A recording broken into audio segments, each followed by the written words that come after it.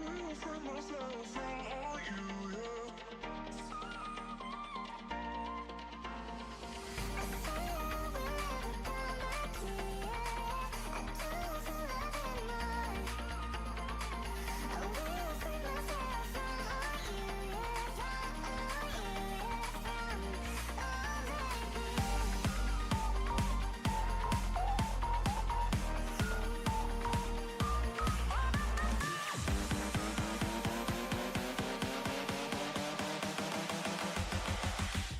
Oh, baby.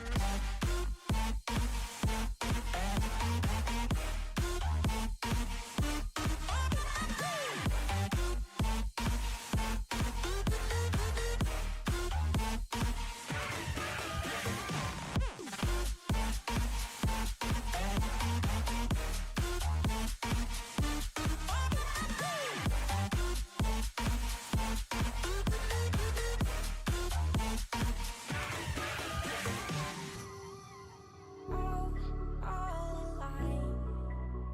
The devil's in the detail, lingered inside. Oh, a holy crime. But how can I hide you without an alibi? It's a lover's fight without an alibi. You took my innocence. I can't wait no longer. I'm playing with the monsters. Everything that brought me alive. Though we're all like monsters, playing with the monsters. They brought me alive, but got no alibi.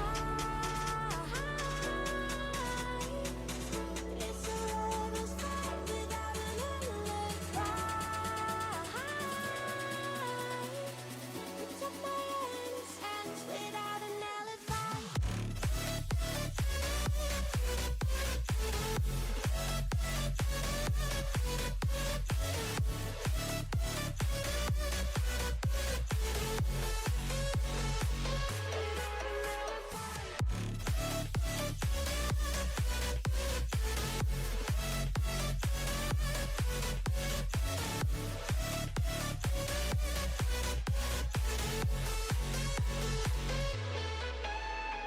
Oh, smoking gun. You got me on the wrong. We know that will come. We're out up till dawn. But how can I hide you without an alibi? It's a lover's fight without an alibi. You took my innocence. I can't wait no longer. I'm playing with the monsters. Everything that brought me alive. Oh, we're all like monsters, playing with the monsters. They brought me alive, but got no alibi. It's a lover's fight without an alibi. You took my innocence without an alibi.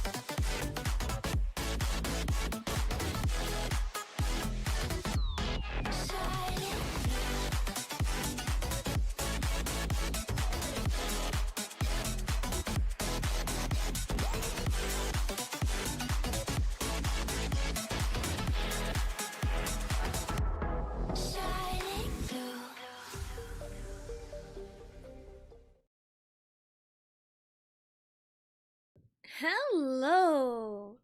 Hello! It is Thursday!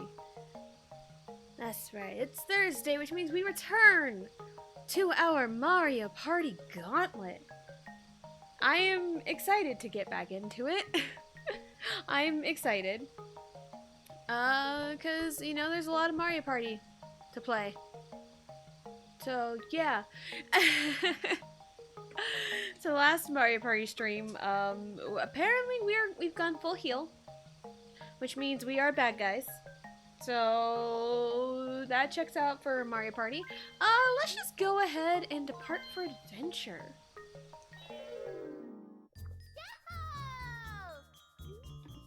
Whew. Alright, let's do this. How many people? It's just me. It is just me, myself, and I. I think I did this the first time I ran through the Mario Party 1 Gauntlet, and then at some point I just stopped caring about it from Mario Party 2 onward. But here's my rotation character strategy.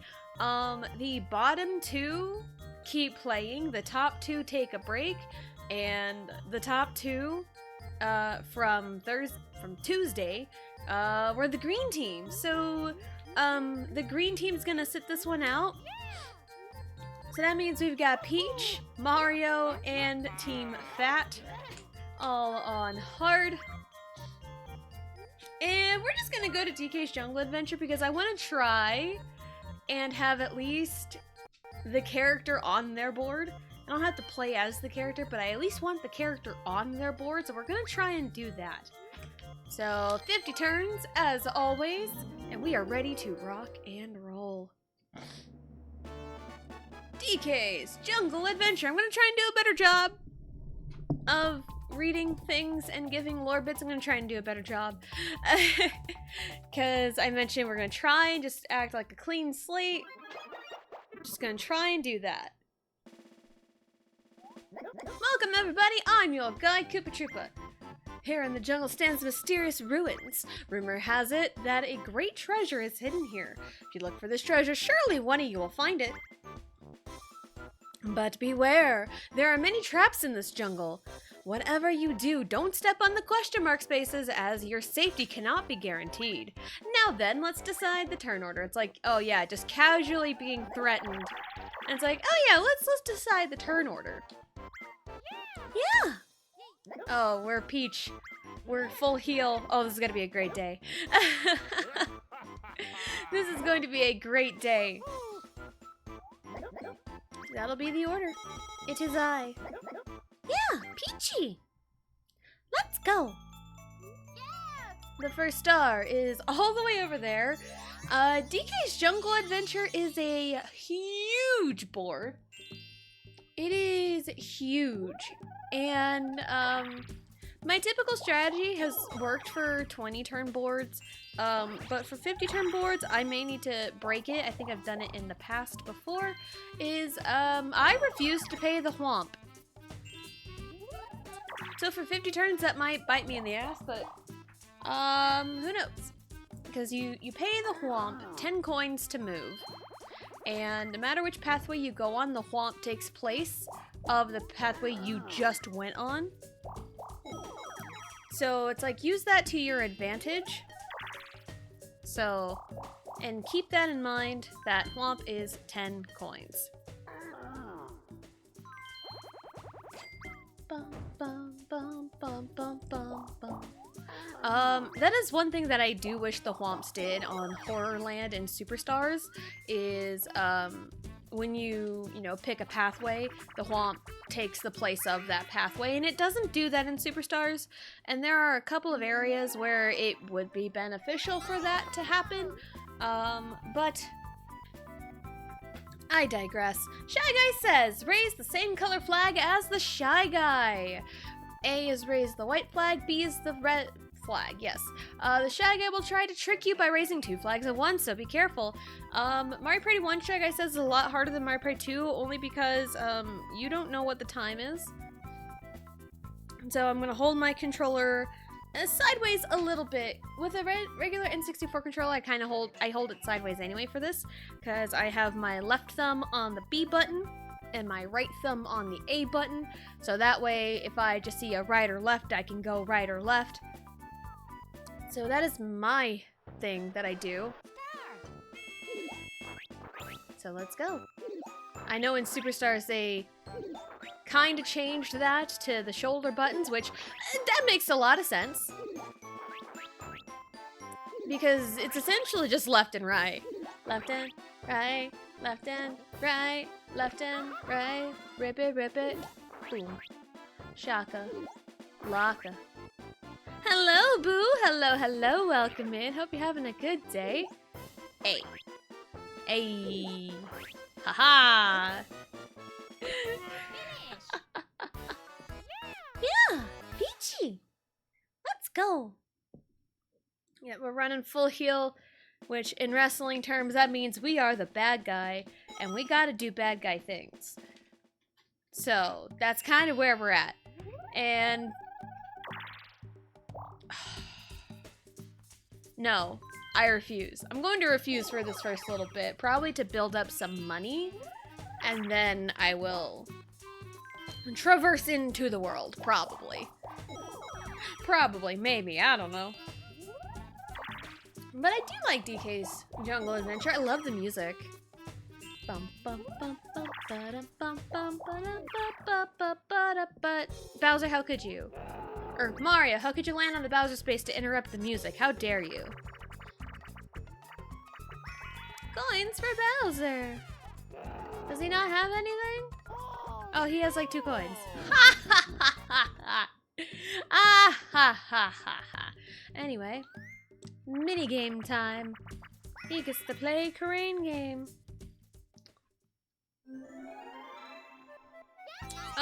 Let me respond to a text message real quick because it's an important one.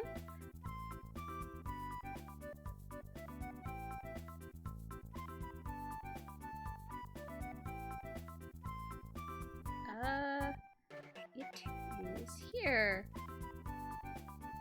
Because, we pre-ordered, Final Fantasy Rebirth, and, it got here in the mail, and my husband was asking me about it. Like, is the package here? I'm like, yes, the package is here. Along with our pre-order bonus. Oh, I'm in...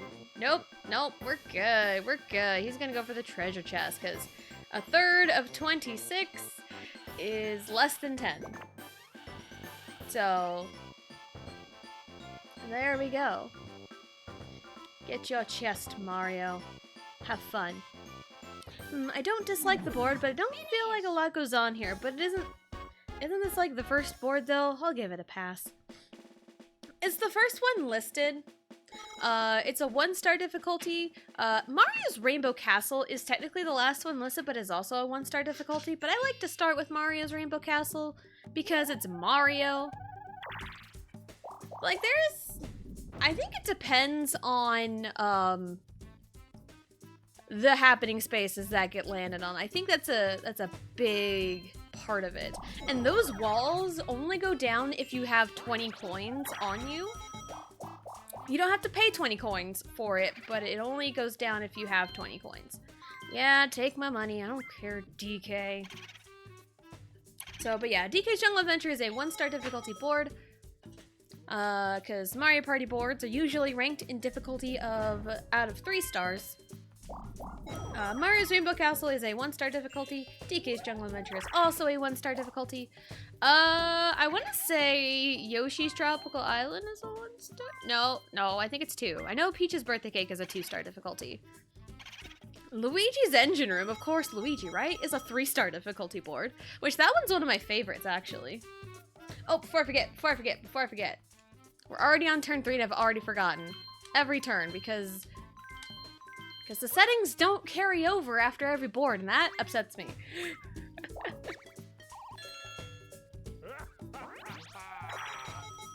The saves are not in terms of, oh, I'm going to reset every turn if something bad happens. No, it's if something IRL happens, you know, like something goes down and we have to redo a turn, or like, you know, if there's a storm outside and power goes out, it'll save after, you know, every turn. So that's mainly why I have save after every turn. It's not because I can reset and save scum. No, it's a backup plan. We've played bumper balls. Yoshi is too, yes. Okay. Yeah, I was like, hold on, it's a 2-star difficulty. And wee. There is, you know, quite the lack of green, but it's fine because they have gotten first and second on Mario's Rainbow Castle and they've earned their time away. Because that's how I do character rotations. I about died. Because I got this from a YouTuber, a Let's Player, from like years and years ago. That's how they rotated their characters whenever they played through Mario Party. The bottom 2 stick into the rotation. Oh, I almost had you. The bottom 2, 3rd and 4th place, stay in the rotation. And get in the water. Get in there, Mario. Mario, get in the water. Damn it. I hate that. I hate you so much. I hate you, Mario. I hate you with a fiery passion. No, I mean, hate is a very strong word. More often than not, when I use it, I say it in like a joking manner, like I hate you, Mario, you know, when I'm not being like super serious about anything. But there are like very few things that I like seriously hate, you know. But yeah, the bottom 2, which was Peach and Mario, they were 3rd and 4th in Mario's Rainbow Castle. So therefore, they get to continue on to the next board, and 1st and 2nd get to sit out while the green team goes in on the next board, so it kind of rotates out that way. It's 1 in Superstars, so that's dumb. That is dumb.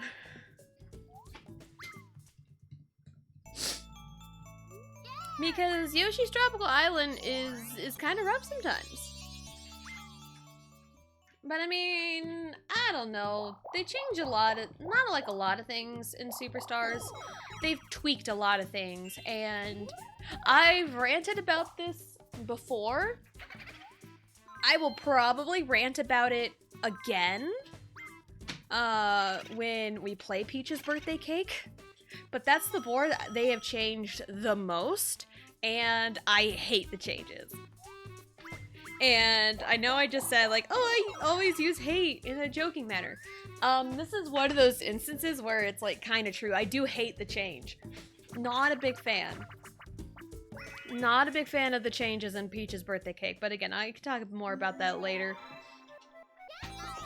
But right now, we're gonna platform. Because I'm bad at platforming. Alright, let's go. Whee! Hup. Bum, bum, bum. Ooh! Gotta take jumps into consideration. I love the music. I love the minigame music in My Praise 1 and 2. They're so good. For real, preach it. Peach's Birthday Cake just doesn't work in Superstars. The way, if they kept the layout the same as it was in the original, I wouldn't have an issue. That's the thing. If they kept the layout the exact same, I would not have an issue. But they changed the layout, and the biggest layout change was they changed where the lottery is. They changed where the split pathway is. So that way, Bowser benefits you when it should punish you. As much as Bowser is my main man, that shouldn't work on a Mario Party board because they put the lottery at the end of like the top tier thing, and instead of before. So that way you loop around and see the star, And if you pass the lottery, you gotta loop around the board again. But if you fail the lottery, if you see Bowser through the lottery, then you get to loop around back to the star. Oh. So, which is just... Oh, come on. There. So, that's kind of where my problem is, where Bowser benefits you when it was, like, in the original, it's like, oh, you go see Bowser, and if you go see Bowser, you loop around back to the lottery, and you can get stuck in a loop of Bowser forever and ever and ever if you're unlucky.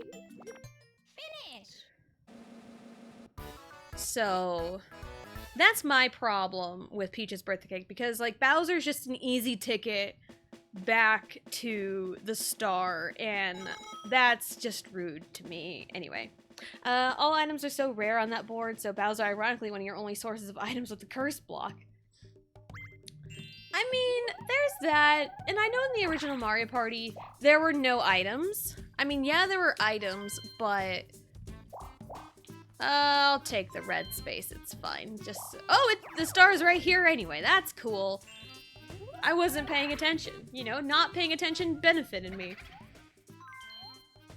Yeah, there's, like, there were items in Mario Party 1, but they showed up at random, like the plus block, minus block, fast, slow block, warp block, hidden blocks, you know, those are all technically items in Mario Party 1 that you toggle on and off. But like there's no like shops or anything in Mario Party 1, so I kind of get that. You know, the lack of items per se in Superstars is Peach's birthday cake.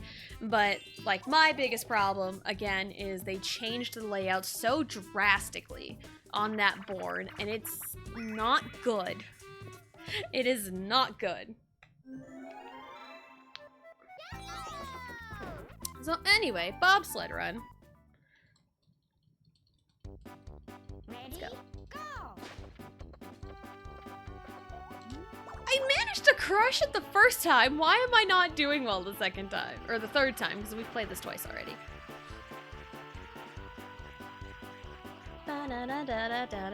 Alright, yeah, I mean, like, I don't mind playing Superstars because Superstars is the easiest way to play Mario Party with other people online. And, like, I'm not gonna diss that. Again, I have, you know, my qualms about Superstars, but, like, I don't hate the game. I'll still, like, play it with other people, you know. That's probably the only time I really played it anymore, because I haven't gotten all of, like, the achievements or whatever in it, but I have, played enough of it. I've played enough of it to, you know, get my fix and unlock all the stickers and stuff and the musics. That's kind of what I was trying to do. I was trying to unlock the stuff. So I've played enough on my own, and then, like, if I, you know, get invited to play with friends or during, like, someone's community day, like, sure, I'll pop it in and play, you know. Nice. But, like, now I just won't go out of my way to play it on my own, you know. Also, that happening shortcut they added sucks because that means skipping the item shop. Yeah. Oh, rumor has it there's bananas. Again, this is the first time I bought a star since playing Mario Party 1, okay? Which is crazy. I didn't buy a single star on Tuesday. Like, oh, I'm 1 coin short. Ouch. Ouch. 1 coin short of stealing a star. Oof. You know, I get that one didn't have items, but then they added item spaces on Yoshi Tropical Island, the other boards from one, whereas they didn't for birthday cake. That kind of surprises me. I am hitting the wrong button. I need to go this way. That does kind of surprise me. So, but yeah, I feel like out of all the boards that got added to Superstars, for one Mario Party 3, there's only 5 boards, only 1 board from Mario Party 3, and it's not the one I would have picked. There should be at least 6 boards, you know? Or, you know, they could have had a Bowser board. like, instead of Peach's birthday cake, you know, they could have had, like, Bowser's Magma Mountain, the OG Bowser board. Or Bowser Land from Mario Party 2. But granted, I love Space Land. Horror Land's a fan favorite. Personally, I'm not a fan of it. I like Space Land and Pirate Land better. Don't tell anyone that. But I feel like there's a lot they could have changed with Superstars. But at the same time, I am thankful we even have it in the first place. So that's kind of my take on it. And there's our question of the day. Are you a babyface or a heel? And in wrestling terms, babyface typically means the good guy, the person that gets cheered, the person you want to win, the person you are rooting for. The heel is the person you are rooting against. Is the bad guy, the person that you boo. So, are you a babyface or a heel? And apparently we've gone full heel. We've had our heel turn on the first board of Mario Party, so here we are. Doesn't help that Woody Woods and Horrorland have very similar layouts. I can't remember if it was you or someone else that mentioned it in chat one time when I was doing Woody Woods. That they mentioned him, like, I didn't even think about that. And like, they're not the exact same, but they are very similar, and Woody Woods is not the board I would have picked out of Mario Party 3 to be represented in Superstars. Tilt the frame to slide the shell, revealing the picture beneath the panel and cover the whole picture. Closer to the edge you go, the bigger the angle of tilt. But yeah, I know people want Chilly Waters. People wanted Chilly Waters from Mario Party 3, which I can agree with that. Chilly Waters is a great board. And I've said this, you know, over and over again. I'm a broken record about this, but Spiny Desert, I just wanted to see them try the Mirage gimmick. Wow. What is happening with me? I used to be so good at this. Come on. I used to be so good at that. I'm just choking every time now. But yeah, I want to see like what they would do with Spiny Desert. Plus, aesthetically, it wouldn't conflict with any of the other picks from, you know, the Mario Party boards. So, yeah. That's my whole rant about Superstars. Again, I'm thankful we even have it in the first place, because we very well could never have it in our grasp. Which is, you know, kind of a... They've taken, you know, parts of other Mario parties and made it so it's a convenient way to play with others online and friends, not around, you know, not couch co-op. And, like, I appreciate it for what it is. But as someone who has played Mario Party all their life, I do have problems with it. I do have problems, and they're very subjective. My problems with the game are very subjective. So. Alright, let's go.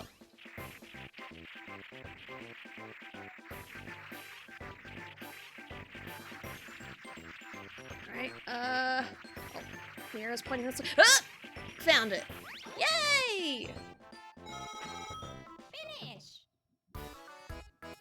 Yeah, Peachy! Peachy got the treasure! Peachy is the treasure, and my coins are nice once again. Remember the last time Peachy's coins were nice? The last time Peachy's coins were nice, Peachy got the star. And guess what's happening once again? Peachy's getting another star. So anytime my coins are nice, I'm getting a star. That is the law. The ruin has many traps set in it, so be careful. Careful is my middle name. What? I thought it was Jane? Nope. Jane is not my middle name. It's Careful. No, I'm kidding. Jane is my real middle name. So. Ha. And again, 1 coin short from stealing a star. Oh well, it's fine. It's fine, I guess.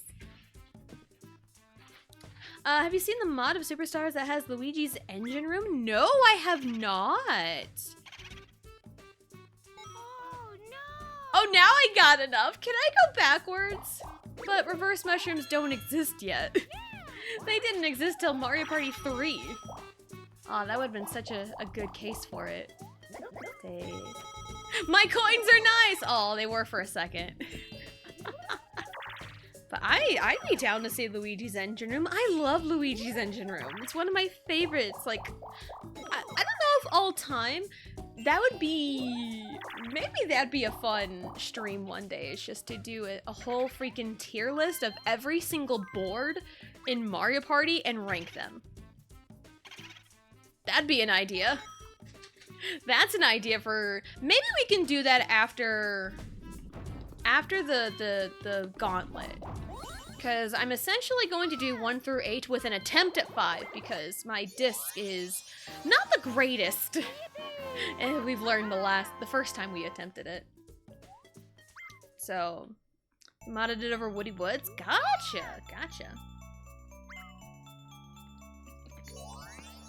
Because fundamentally, it's very similar. Fundamentally, because it has the gates, and they change after every turn, and you can pay a guy to swap them. It's essentially the same. So, maybe I'll look that up. Maybe I will look that up, and I'll take a look at that. Because that sounds really interesting.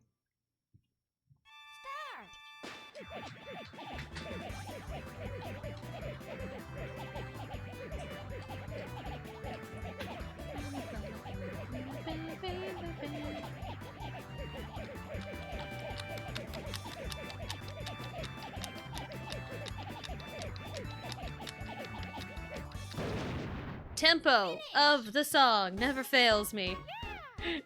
Never fails me. I only go quiet because so I can listen to the music. 'Cause I turned my TV volume down a little bit so it doesn't pick up on the mic for one, and for two so I can still hear my TV. Cause my setup is something. Oh hell yeah.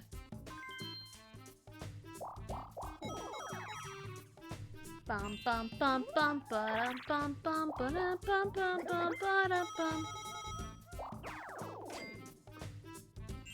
But yeah, maybe we can do that. Maybe we can do that. I can set it up so that way we can go through a tier list Mario Parties 1 through 8. Cause I know Mario Party 9 exists. Not a fan. I have the same. Oh no. Okay, good. I have the same take on Mario Party 9 as I do with 5, where I love the minigames in Mario Party 9. Love them. I can play them all day long, you know, but I do not like the boards in Mario Party 9, and a lot of it is the car. Like, the themes of the boards were pretty good. But the car and the overall concept change ruins it for me. And I feel bad about it because it had promise, but they decided to experiment and it just did not work. It just did not work. So, like, cause there's like, you know, a simple like grass theme, kind of like a Woody Woods type place. They had a grass. I know there's like a volcano.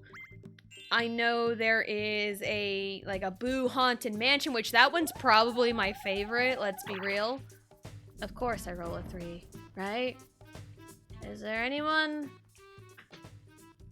No one's gonna reap the benefits. Let's go down. And hope for a shoddy had them apple bottom jeans, boots with the fur, the whole club was looking at her. Yeah. Yeah, the Boo board in 9 is probably my favorite. And again, it's been so long since I've even played Mario Party 9, so I wouldn't know off the top of my head. That's just, I like the Boo board because it's my favorite. It's the best one, and even though I don't like the whole concept of... Wasn't there like a space one? Is that the Bowser one? I can't remember. I can't remember Mario Party 9 very well. How Probably why Wooded Woods is honestly the only board from 3 I like. Luigi's Engine is probably my favorite board from 1. And you know what? I can agree with that. Love Luigi's Engine Room. Probably my favorite board from 3. They're all really good. It's hard to pick a favorite from 3. Waluigi's Island is probably a good favorite of mine. It's so chaotic. It's fun. Plus that island with the spaces that change every turn, that's a good one. But Chilly Waters is a good first board to I say dive into when Deep Blooper Sea exists. Okay, it's out of my control. So, Pipe Maze, drop the treasure chest into the pipe so it falls down to you. Move chest with control stick and A. Mario's got control. As the maze goes by, watch closely and wind your way up to the top. You know, it's one of those, ladder games. I think the fourth one puts it to me. Well, if Mario went with the fourth one, I don't think so. No, maybe the third one. Cause like I missed that like last little third of it. Cause it just goes by so quick, so I have to use like my memory to figure it out most of the time. I used to be like really good at it. So. I would have laughed if I rolled a 1. Hello, Koopa. Thank you. Oh. But yeah, my quote-unquote issues with Mario Party 9 are essentially the same as Mario Party 5. I can play minigame mode and just minigames all day long, but like I'm just not a fan of the boards. Like with Mario Party 9, it's just the main mechanic of everything, the stupid car. I do not like the car. I'm very passionate about me not liking the car. And with Mario Party 5, I just find the boards bland. That's me. That's a personal thing. It's subjective. Because I know there's a lot of people out there that love Mario Party 5. I am not one of those. Unfortunately, I'm not one of those. Like, I'll play it. I'll put up with it. Another reason why I'm not a big fan of 5 is because, you know, I play with hard AI, right? The hard AI in Mario Party 5 is so brutal, but then when you bump it down to normal, they are idiots. They are complete idiots. It's like, normal is easy, easy is way too easy, and hard is like brutal. Because like the difference in the difficulty messes with me so bad. Guys, can I like cross the platform, please? Thank you. Oh geez, that was a good shot from Wario there. But it was not enough! Yeah, Wario, your shots are not enough! Shots fired? I don't think so. Oh, we're gonna have a fun day with this. I need to play Waluigi Island again to form an opinion. I played 3, and we mostly played just bullied a super hard AI the whole game. I explained it a certain Deep Blooper Sea in theory. Yeah, the Spiny Desert, the Mirage gimmick was really good, I think. Because it adds another layer to the strategy. It's like, which star am I going for? Is this one the real one? Is this one the fake one? I don't know. I guess we'll see. So, yeah, I like the chaotic nature of Waluigi's Island because it's supposed to be chaotic. It's supposed to be chaotic, it's supposed to be difficult, and I like it. So, and Bowser's Tug of War. Oops, losing my lid to my drinks. Can't be having that. I just happened to look at the time and it was 1:43, so, gotta keep that Stray Kids tag relevant. I will dedicate this win to Stray Kids! My bias is Felix, by the way! Why do I keep getting attracted? Jessica, Chica, Yoga. Aww. Anyway.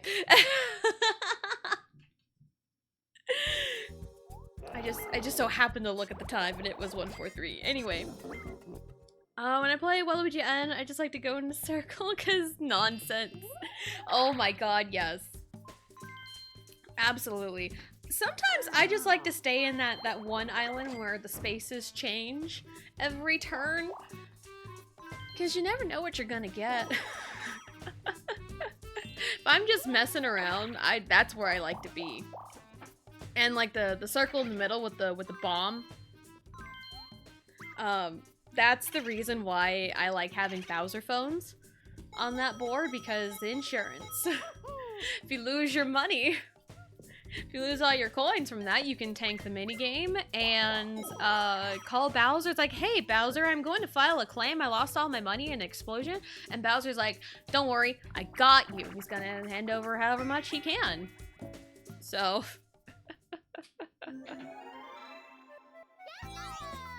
Bowl over! Let's go bowling! But it's not Tuesday. The bowler uses control stick to aim the shell while the people who are pins try to jump away. I am a pin. If Koopa Troopa shell hits the edge of the lane, there is an electric shock and the game ends. It is, in Mario Party 1, it is one shot, one chance. So DK has essentially one shot, one chance to get whatever he can get. I believe it's 5 coins from a character and 1 coin from a regular pin. And it doesn't happen very often, but you can get a strike, and there is a unique voice clip of strike whenever you do get a strike, so yeah. Whereas Mario Party 2 and Bowl Over, it's like a normal bowling frame. What's happening? Oh yeah, the star's over there. I'll pay up. Yep, I'll pay ya. Then I'll move. Okay. I mean, Whomp is... Shit. Hey Bowser, what's up? How you doing? You need 20 coins from me? Don't worry, I got you. I got you, Bowser. Don't worry, it's all good. You can just owe me later. Oh, goodness. Anyway. So how is everyone doing today? It's Thursday. I didn't stream yesterday because I had errands to run.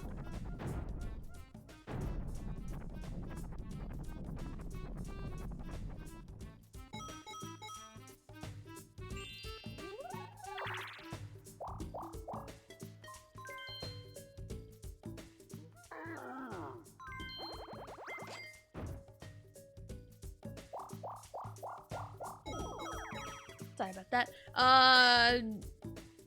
But yeah, I didn't stream yesterday because I had errands to run. My daughter got out of school at noon, and then I had errands to run that took me out of town, and by the time I got back, it was like 2, 3, something? I don't know. It was later in the afternoon, and I was tired. Hello, Sylvia. Hello, hello. Welcome in. Hope you're having a good day. From the land of the dead. Sick. Well, I hope you get to feeling better soon, because being sick is not fun. Forgive typos, brain no work. I understand. I understand the typos. I get it.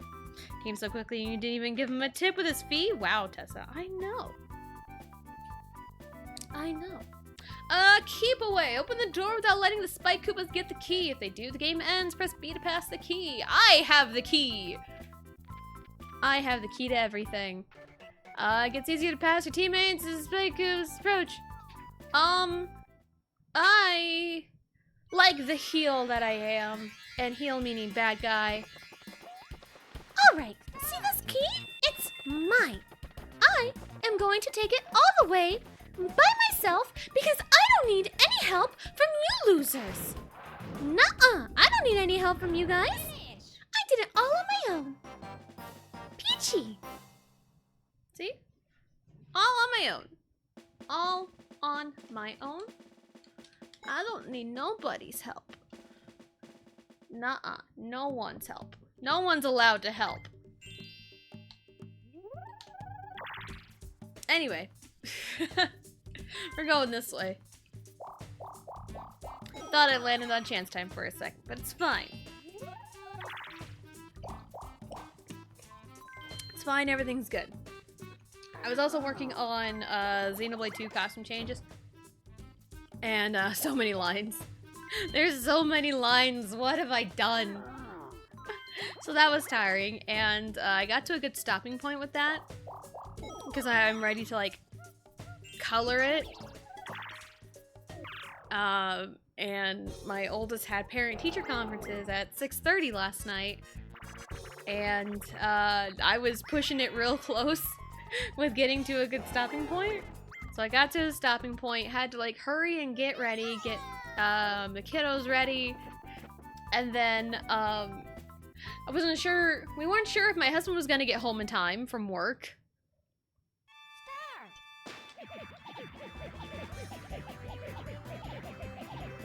So there was that as well. But he made it in time, like 10 minutes before it was time to go.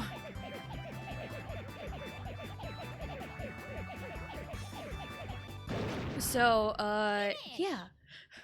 But we made it. Conferences went well. She's doing great as far as we know.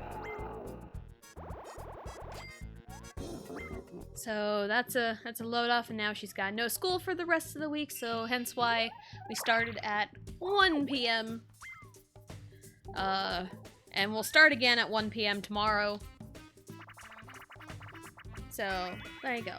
Typically, when I have to start at 1 p.m., that means my daughter has no school more often than not. So, alright, it's Wario. He's got the chest now. He's got the chest now. The third one? I think the third one would have led to me.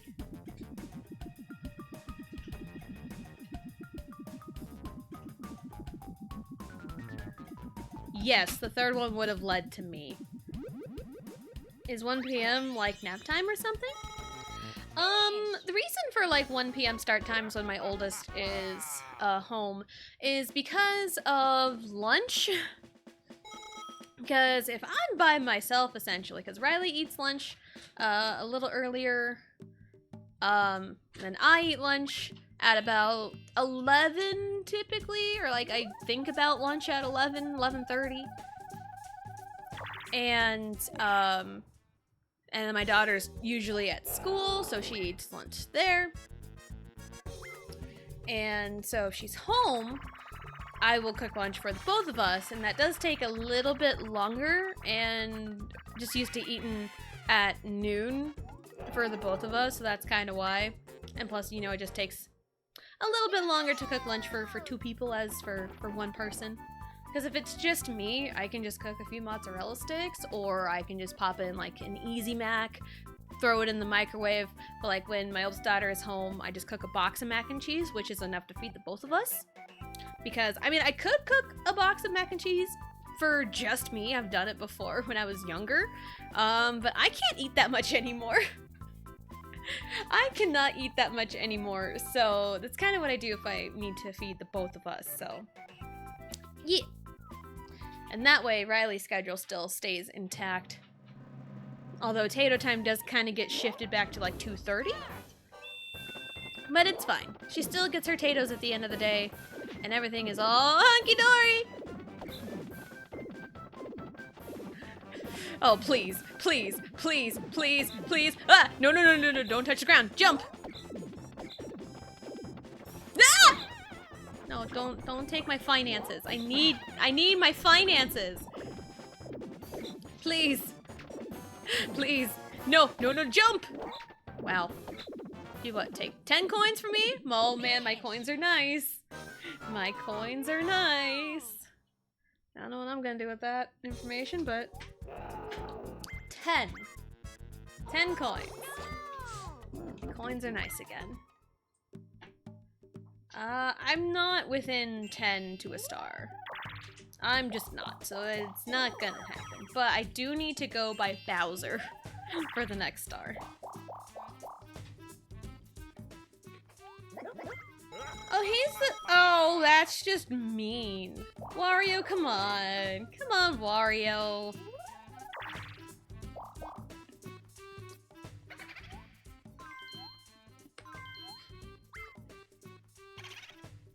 That's just rude, Mario. How dare you? So by the time summertime rolls around, which is just in a few months away, streams will start at 1 p.m. Summertime, but it's not summertime. It's literally the end of February right now. But also in a couple of weeks, spring break starts. So probably for that week, streams will start at 1 p.m. Alright, I'm on defense now. We're playing basketball. Oh, rude! Oh, nope. Gimme, no! I set the screen. No! I tried. That was rough. That was rough. Mario and DK wins. Yeah. That is not grammatically correct, game, but oh well. Do what you gotta do, game. Alright. I will steal coins for free from Wario because he got money from Koopa Troopa that I feel like he doesn't deserve. Again, we gotta bust out the heel tactics. Yeah, Peachy! And say hi to our favorite person, Bowser! What's up, Bowser? How is it going? You're looking for treasure? Then let me give you this. What do you got, Bowser? What do you got for me? Ooh, look at this! It's so cool. This is a mystical secret. The gold-plated Bowser statue. I'll give this for you just 10 coins. By the way, the Bowser statue won't do a thing. Ah ha ha ha. Oh, Bowser. You're so silly. You are so silly, Bowser. And there goes more of my coins. Like, I swear, I had over 100 coins not too long ago, but then everything has happened and made me lose coins. So here we are. Here we are. Yep, he could have gone down, but Bowser's 10 coins. I could have afforded it, so ha! Ha! Whew. So I'm sure there's a lot of people out there that are playing / going to play Final Fantasy VII Rebirth today. I mean, the package for our pre-order came in earlier today, so as soon as my husband gets home from work, he is probably going to pop it in and play it, because he played the demo. At least like the first little bit of the demo. And so far, you know, I kind of remember bits of the game, and there was an iconic scene that was, you know, involved in that demo, but, you know, we're all for it, so we're really excited. So I don't like know like the parts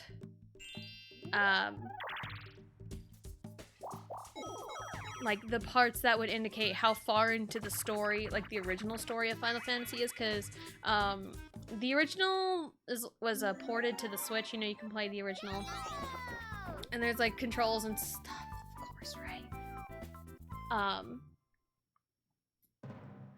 And it's like I can't really say how far into the game my husband was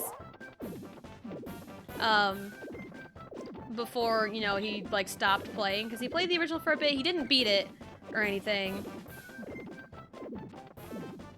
Oh, come on. Please, just stay over here, please. No! Oh, jump! Come on, please. Yes, this is my strategy. What of it? If it's not broke, don't fix it. I lost like, what, 5, 10? I think 5. Did I get that first one back? I did. I did get that first one back because I got hit twice. But yeah, I don't really know if I can really say. I just know there was a sequence with a train that is a one shot, one chance to stop it. And if you successfully stop it, you get an Ultima materia. I think. Like, you get Ultima from that. It's just a hunch, but yeah. But I don't know exactly how far into the game that is, and there's like other things that I want to say about the game and my opinions on certain characters and all of that, but I don't want to spoil anything. I don't want to spoil anything for anyone, you know? Because I don't want to be responsible for that. I don't want to be responsible for that. Bowser Revolution. That benefits me a tiny bit. 3/22, that's when Peach Showtime comes out. It's a sign. It's a sign, guys. That's another game I'm fairly excited about coming out this year. It's just a few weeks away. Which is, the game looks pretty good, so I'm excited. And also 3/22 is my mother-in-law's birthday. Fun little fact for you there. Oh, I get to do Pipe Maze! I get to do it now! Fun times. Happy birthday! Speaking of birthdays, Riley's birthday is also coming up. In 11 days? 11 days? 1, 2, 3, 4, 5, 6, 7, 8, no, 10 days. Okay, math wasn't mathing in my brain for a second. Double happy birth, I know! Riley turns 3 in 10 days. And yes, she was born on Mario Day. But also she turns 3. 3! Small baby, I know. I know. Alright. My turn for this. Oh, that's easy. Watch, I say it's easy and I botch it. But yes, Riley's birthday is March 10th on Mario Day. And then I think the next, we got Riley's birthday on the 10th, my mother-in-law's birthday on the 22nd. I have an aunt's birthday who's on the 23rd. April, my parents' wedding anniversary would have been in April 4th. Oh, that's just weird game. Can I be reimbursed, please? Thank you. And then my sister-in-law's birthday is in April. My sister's wedding anniversary is in April. I have a nephew's birthday in April. There's a lot. Yeah, I got like a thing on the wall that I got from essentially my mom, because she had it, and then when, you know, both parents passed, we were going through, you know, the house, essentially dividing the belongings, and I wanted the birthday thing. So, I got it, and we added some of, you know, my husband's side of the family to it. And, surprising enough, there's a birthday in every single month except for May. I mean, I've got, like, a cousin and some friends' birthdays in May, but, like, no, like, immediate brother or sister in May. Brother, sister, parent, which is kind of weird, but, like, I don't know. My wedding anniversary's in May. That counts, right? That ought to count for something. May 23rd is our wedding anniversary, because the backstory behind everything was... I wasn't paying attention. I was pregnant with my oldest. We were in college. And my mom, being, you know, as old-fashioned as she is, or was,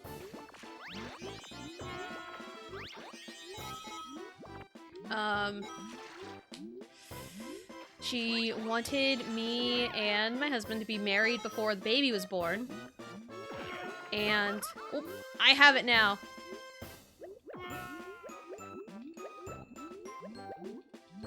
Haha! So my mom wanted, you know, me and my husband, boyfriend at the time, to be married before the baby was born.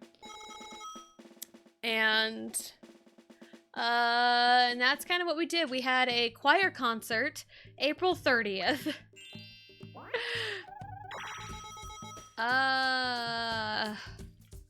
Stars up top. 1, 2, 3, 4, 5, 6. I'm gonna be one space short, aren't I? And I have to pay 20 coins. Ugh, it's not worth it. At least currently. Ooh. Let's do it.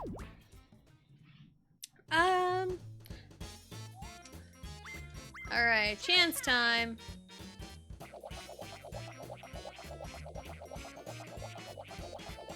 Okay, after a 10. Okay. 1, 2, 3.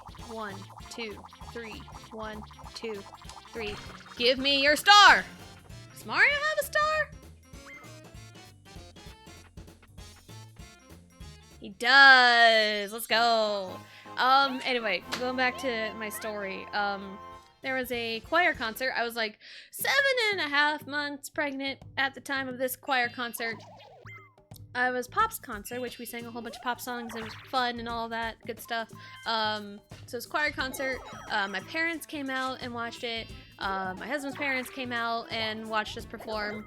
And we all went out to eat at Applebee's after the concert. And that's kind of when everything was talked about.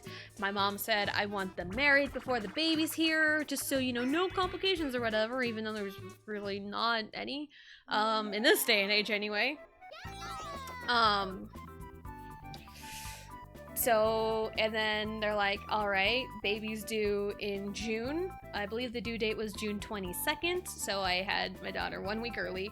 So like, alright, we'll get them married before June, and we decided May 23rd. And that was April 30th. So we had 23 days to plan a wedding. It was very stressful.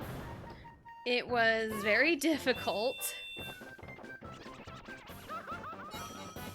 Oh, come on. I need to get behind someone. Excuse you, I was hitting right.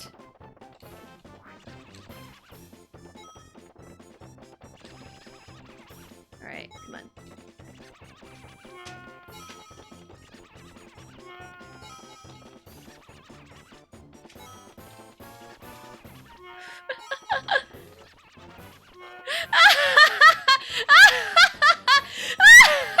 Oh god! Of course, right after I start laughing maniacally. I'm just gonna run around in circles, run around in circles, run around in circles, run around in circles. Oh god, DK!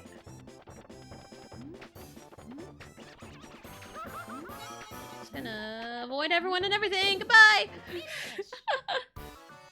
Couldn't have said anything sooner, like when they found out you first had a bun in the oven? Well, so, I didn't find out till I was like about 12 weeks. Because I was on birth control at the time. So, there is that. We didn't tell anyone till about like a month later, because we had no idea what to do. We were two young kids in college. We had no idea what we were doing.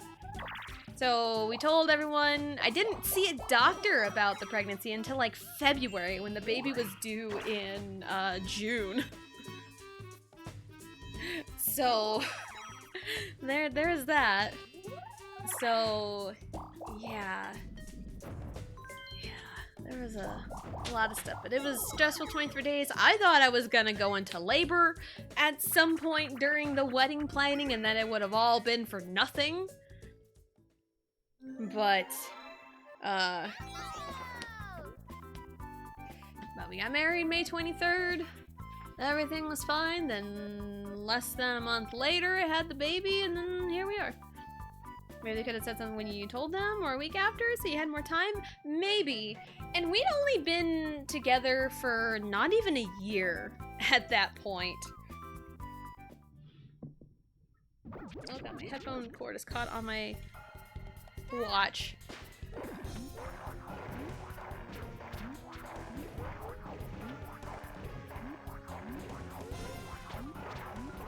So, yeah. Like, looking back on it,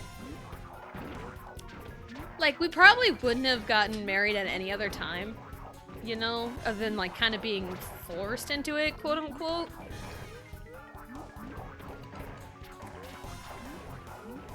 But also, we were broke, so that was probably... I mean, also looking back on it, I would love to redo a lot of things. Honestly, but we've also been married for almost 9 years. And me and my husband have known each other for 10. Because we met, like, in February 2014. That was when we officially met. And throughout that time, we were essentially dating before we were dating.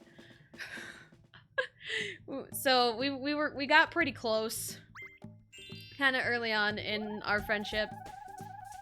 And then we officially started dating June 14th, 2014. And then we got married in May of 2015. And then we had our daughter June 15th, 2015. So we, you know, our 1 year dating anniversary, a day later our daughter was born. So yeah, there's a lot of weird things going on. Unofficially dating, pretty much, even though he had a girlfriend at the time. But I kind of, the last fanfiction reading we did on Valentine's Day, from that follower goal, I kind of based it off of mine and my husband's love story. Come on! No! Ah! Ow, that hurt. Ooh. I like pulled on my hair as I did that too, because my elbow hit the floor, then my long hair got in the way. But yeah, we were essentially dating before we were dating, and then him and his girlfriend broke up towards the end of May, I think, and then there was like a few week period, like there's a few weeks between him breaking up with his girlfriend and then us officially being together. And I was never really asked out or anything. I just got a message one day saying, check your Facebook status. And I did, and it says, you're in a relationship now. I'm like, oh, okay, cool. Cool. And then here we are, 10 years later. Married and 2 kids. Facebook. Yes. Yes. That is our question of the day. Are you a babyface or are you a heel? In wrestling terms, babyface is your good guy, the person you root for, the person you cheer for, and your heel is your bad guy, so the person you boo, the person you root against. In Mario Party, I'd say I'm the heel. You know, because everyone's like, oh, you're good at Mario Party, you're good at Mario Party, and then I can come up with cutthroat plans, but yeah. Coin block bash, coins come out of these sturdy blocks when you break them. The person with the hammer can break them in 1 hit. If you get attacked, you'll drop the hammer. Anyone can grab the dropped hammer. So we essentially just grab coins.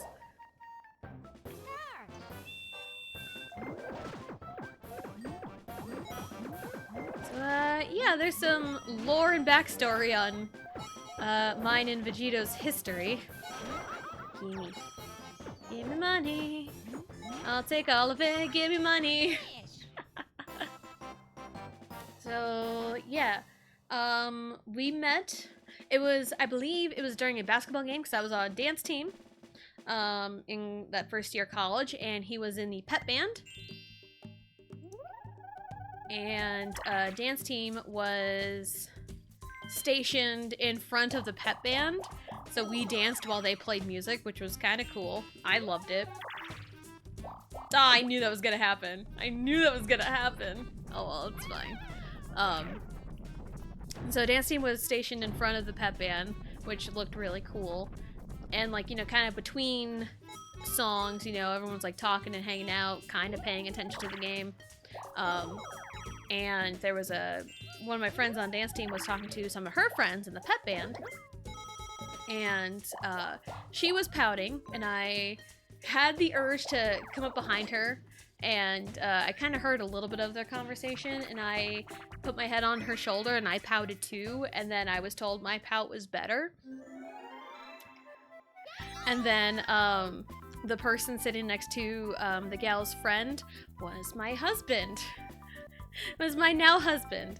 So, and then, you know, kind of chatted a little bit, and then he poked my side, found out I was ticklish, and would not leave me alone since. So, yeah. Ta-da! Backstory! Who loves a good backstory? Huh? Whee! Better pouts, adorable. Oh no, it tickles, I know. I am very ticklish. I am very ticklish. And then I remember after the game, going back to the dance room, I was asked by like a couple of cheerleaders that were from his hometown, and they were like pestering me as like, so you and him, huh? I'm like, what are you talking about? What are you talking about? So yeah. So there we go. My 7-year-old niece just rage quit a game, Mario Party Superstars, started crying. Oh no, Wicked! But hello, welcome in. Hope you're having a good day. Other than your niece rage quitting. I feel that sometimes. I say I've gotten better about rage quitting, but sometimes it just creeps up on me, depending on the situation. I don't do it as often anymore, but I used to rage quit a lot.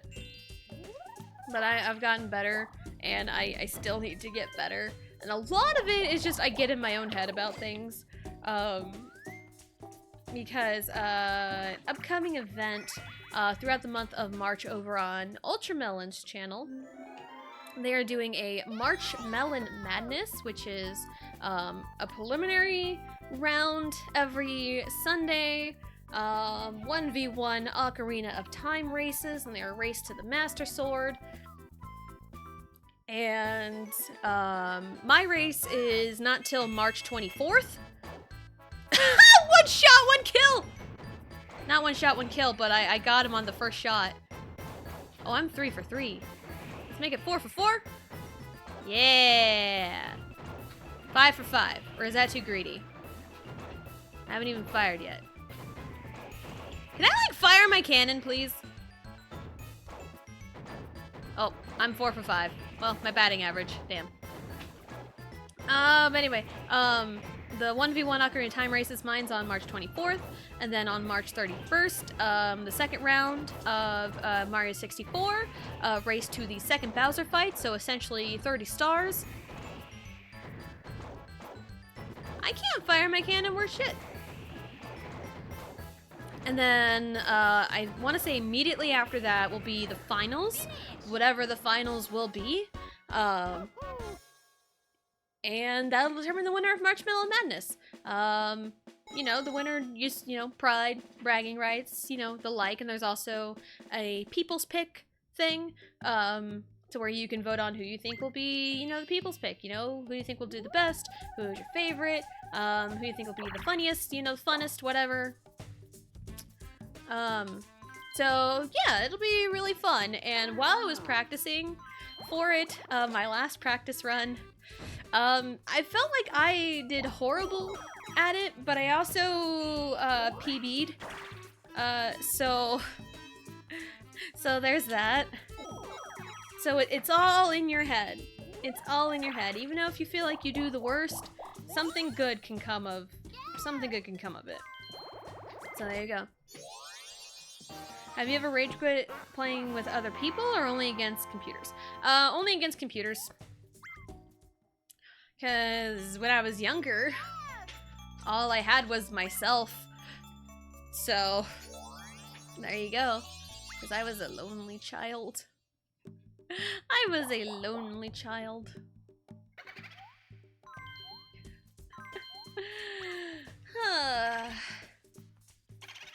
But I digress. But yeah, I'll probably, cause I feel like my run is pretty solid for my race. Cause I mean, I'm not up against everyone else. I'm just up against my opponent, who is Bradley Rose, who is an awesome, amazing streamer. Cause he's been practicing on stream, just kind of casually going through Ocarina just to kind of essentially refresh his memories, get a game plan, you know, is kind of what he's been doing, and I've caught up on his stream VODs of that anyway.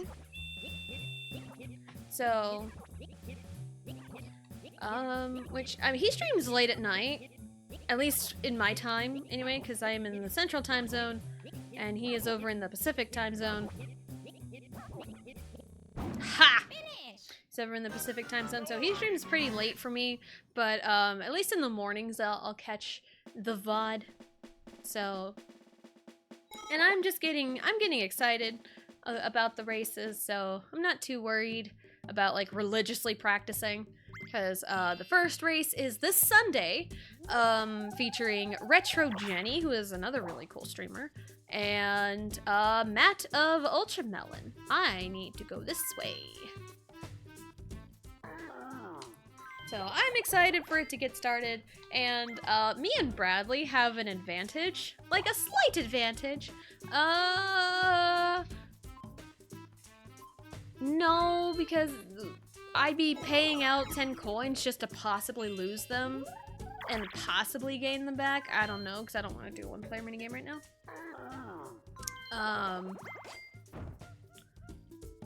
So yeah, we go at the end. The first week on March 3rd is Retro Jenny versus Matt of Ultramelon. The week after that is Persephone versus Alicia of Ultramelon. Then the week after that is like the real main event, honestly, which is Natoid versus Russell Dew. Again, that's the real main event, honestly. My People's Champion is in that one. So there's a little insight there. And then the week after that, on March 24th, is Bradley Rose versus myself. So there is that. I am excited. And yeah. And with that run that I thought I did the worst in, I died 3 times in that run and still PB'd. So after taking a couple of days and looking back on the run, I think I know I think I know essentially what I've done wrong in the way, so I can still do better than my PB. I know I can. And at least I nailed both skips I plan on doing. At least I nailed it. So, at least there is that. Kintessa honoring her Mario Party skills alone until the wee hours in the morning. Oh, you wouldn't believe. My childhood. 100% my childhood. Lots of lonely days playing Mario Party. Because I had no friends. I mean, I had friends, but none that would want to play Mario Party with me. So, hence why I play Mario Party by myself on stream, for everyone's entertainment. But anyway, yeah. Yeah, I posted in the Discord, you know, essentially like life lessons with Tessa Jane. Even if you feel like you have not done well at something, there's always a bright side, essentially, which was my latest Ocarina run, Race to the Master Sword, which I died 3 times. Twice in Dodongo's Cavern. Those Lizalfos are stupid. Those Lizalfos suck. I hate those things with a fiery passion. And there I go again, saying that word again, even though I'm like, oh, hey, I don't use that very often. Here I am just using it all willy-nilly.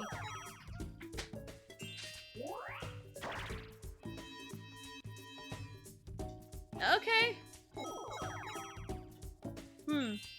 That might help me out. Depends on what I roll, but okay. But with the Ocarina races, I nailed both skips I had planned on doing. And that is definitely a big help. That is a big help, so I might do another run at some point just to kind of practice and don't get too rusty. Or maybe just kind of run through Dodongo's Cavern, because that's a big problem area for me, apparently. Is Dodongo's Cavern. Whee! But you can't figure out which one's me. Go away. Whee! Anyway. Red. The color of blood. Oh, not this again.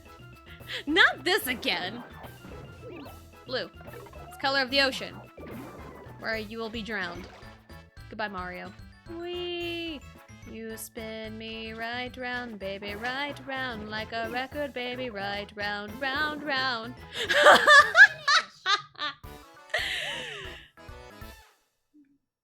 Anyway. Anywho. Oh, Wario doesn't have... No, he swapped with me. It's DK that's right before it. Alright, what do we got? Absolutely. Snipe it from him. Snipe it like he deserves, and I'm going to snipe it from him like the heel that I am. You don't deserve nice things, DK. I don't care if it's your jungle adventure. This is my party now. Yeah, it's Peachy's party now, bitches. Yeah, Peachy's got it. Rumor has it, treasure is a banana made of gold. Did you know that? I did know that. I did know that. Quote, I eat normals the muffin way. You know, that's a good statement, I guess. I don't know.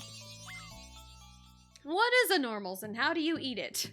And what is the muffin way? Someone explain that to me. I don't know.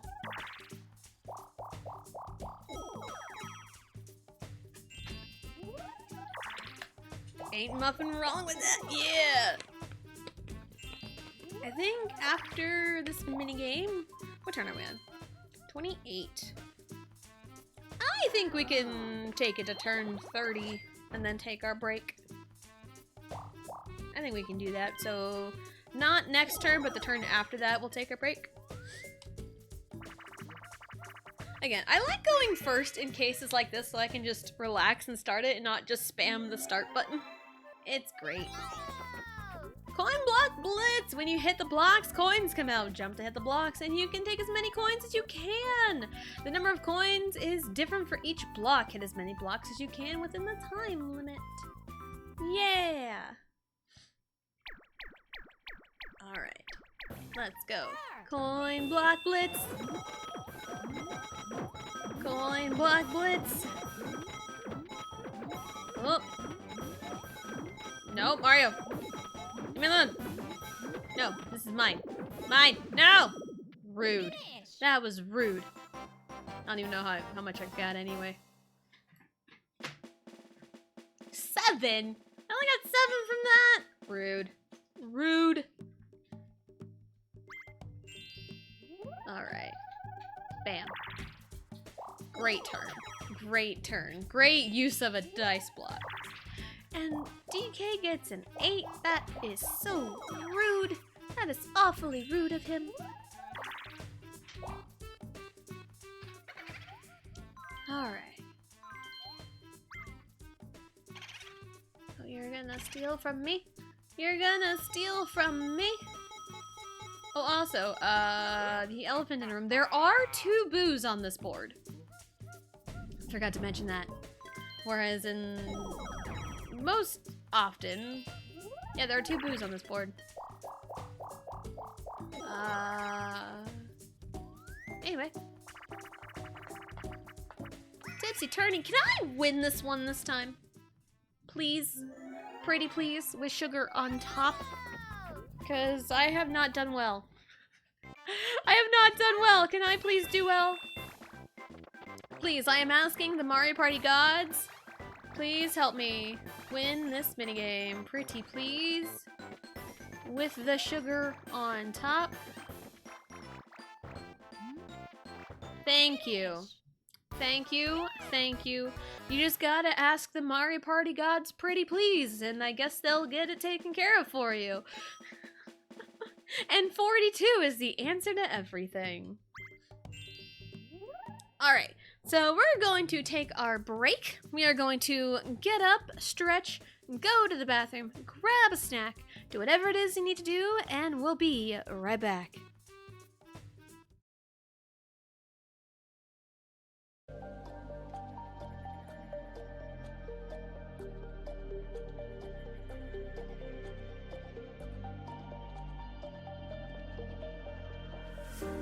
Showing off, don't wanna have to wait tonight. Better off, I'm gonna find my way tonight. Wait tonight, won't you talk to me? I wanna heal your sorrow. Won't you talk to me? We'll make a new tomorrow. Won't you talk to me? We'll make this happen.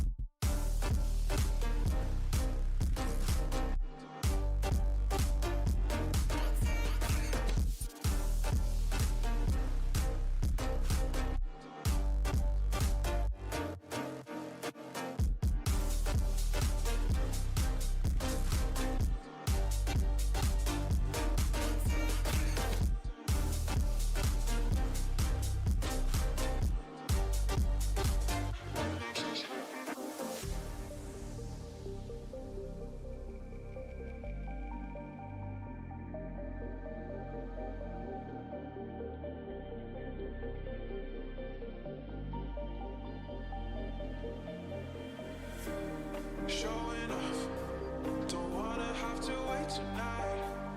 Wait tonight, better off, I'm gonna find my way tonight. Wait tonight, won't you talk to me? I wanna heal your sorrow. Won't you talk to me? We'll make a new tomorrow. Won't you talk to me?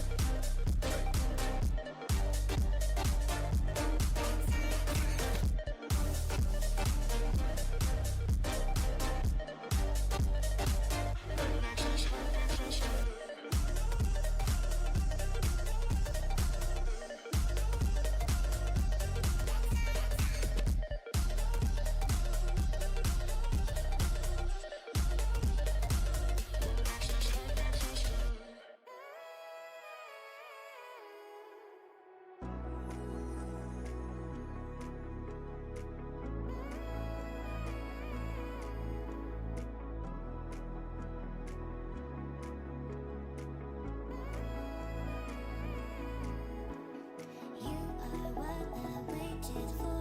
Oh, you make me touch the sky when I'm down. 'Cause when I'm with you, I'm fine. When you go, I'm sad. I like my life with you. Oh, 'cause you're my one love, one love. And I'm not saying lies, you're the one my heart.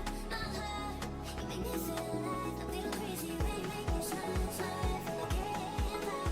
One love, one love. And I'm not saying lies, I feel crazy.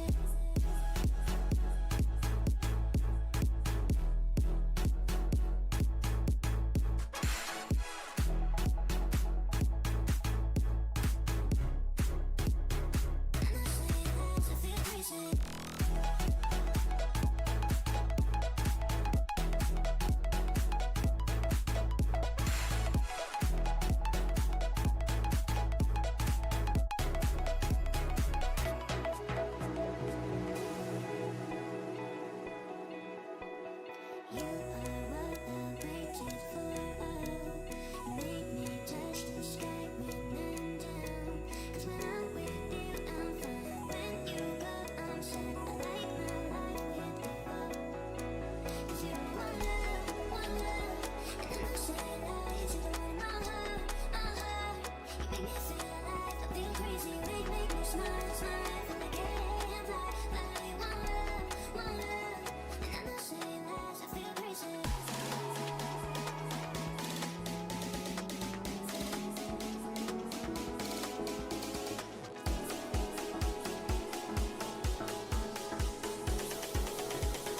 I'm not saying lies. I feel crazy.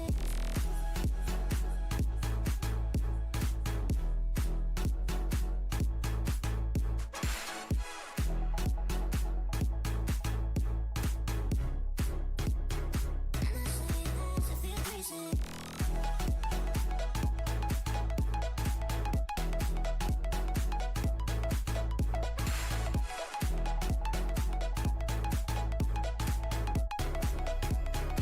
not saying lies. I feel crazy.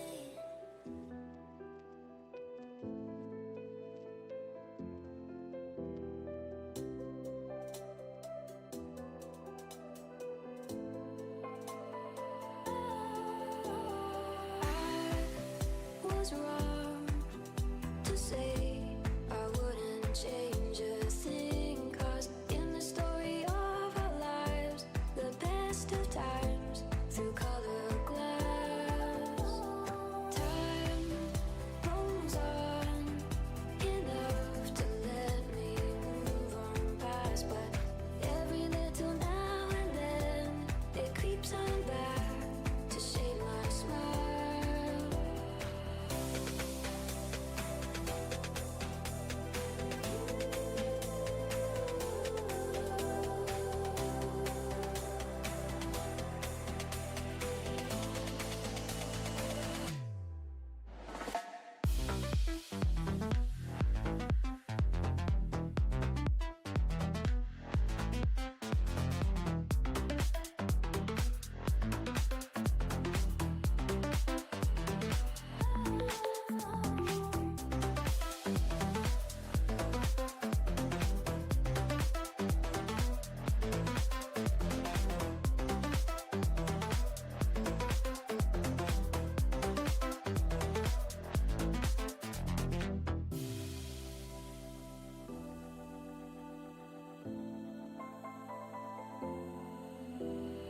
I was wrong to say I wouldn't change a thing. 'Cause in the story of our lives, the best of times through color glass, time rolls on enough to let me move on past. But every little now and then it creeps on back to shade my smile.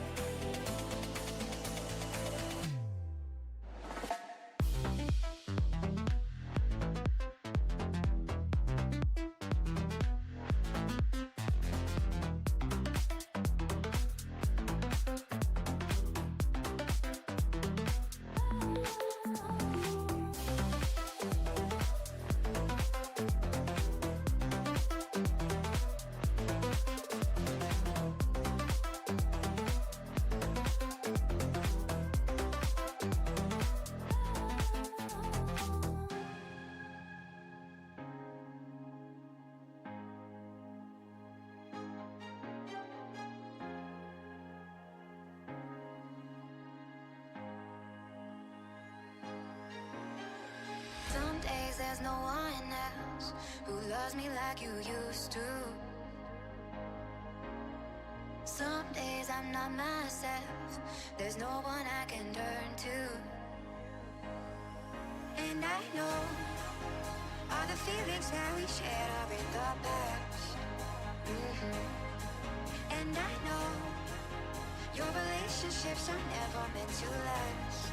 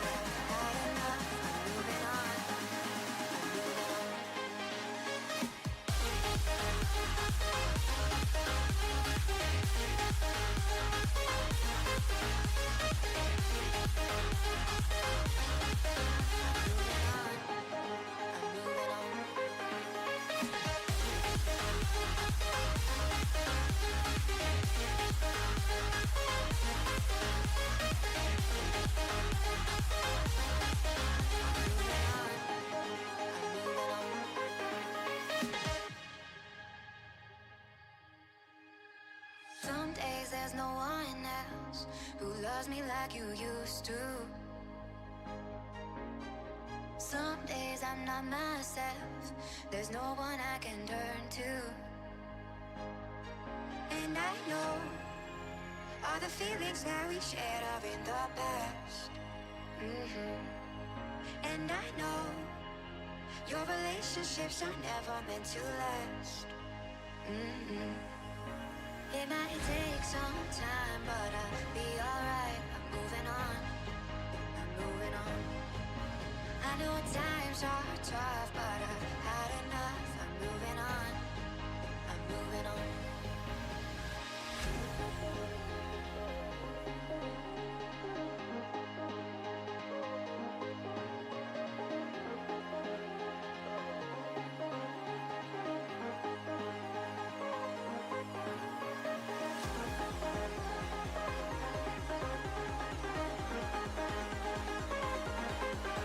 I know times are tough, but I've had enough. I'm moving on, I'm moving on. I'm moving on.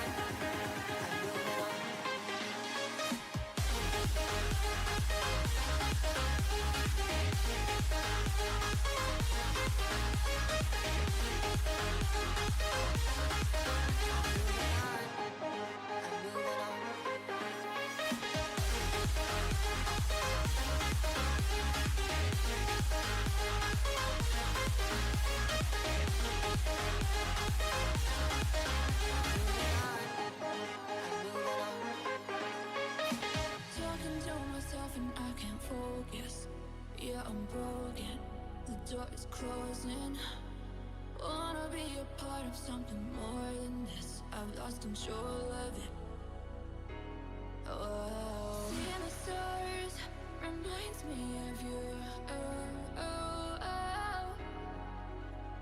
You left me with scars, but I know that one day you'll see it through.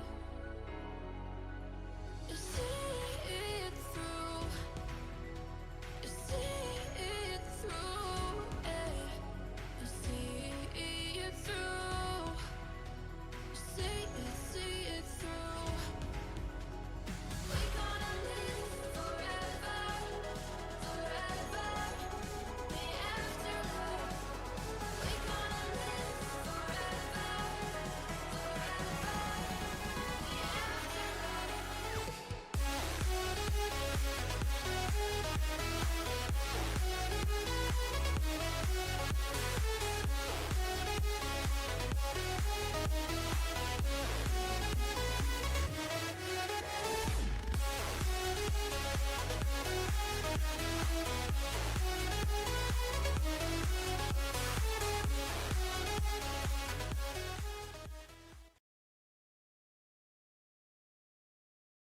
Alrighty, we are back. Alright. We got 20 turns left, essentially. 21, technically, but who's counting, really? Let's go. Riley has her potatoes now, so we are all good to go. Huh. Man, this week has been kind of a weird one, in a way. Where yesterday felt like Thursday. I wonder if a lot of it has to do with yesterday being parent-teacher conferences, because used to, they, of course, right? Used to, they did them on Thursdays and Fridays. It was all day Thursday and like half a day Friday. Well, they changed it this year, this school year, to where they get out early on Wednesday, have parent-teacher conferences in the evening on Wednesday, and then all day on Thursday, and then just plain flat out no school on Friday. Which that just doesn't make any sense to me, but oh well. Oh well, I usually schedule the parent-teacher conferences in the evenings anyway, so that way there is a chance that my husband can come home from work in time. Because with his job right now,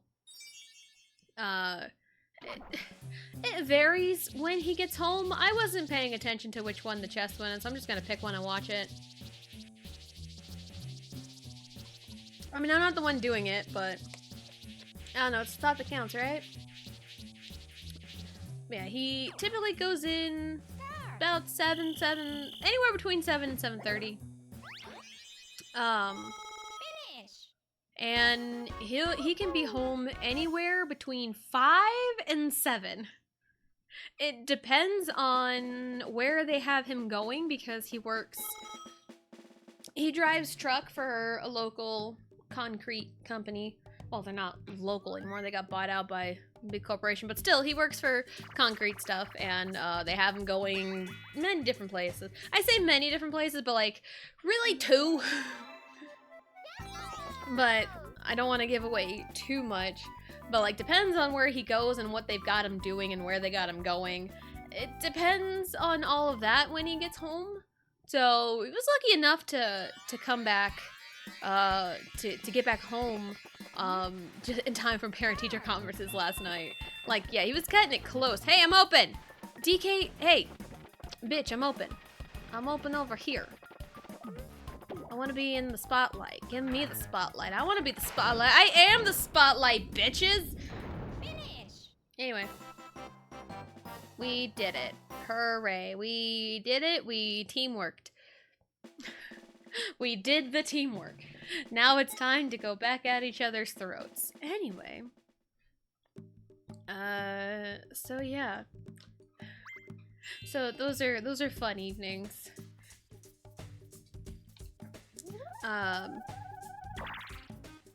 And today just kind of feels like it exists. It doesn't really feel like a Thursday or anything. Where is the star? Over there. Okay. Who all is over there? DK's here. Mario is over there. Okay. I would like to find a Boo. I'm sure I can find one and get to one, hopefully in time. Because I would like my star back. I would 100% like my star back. So.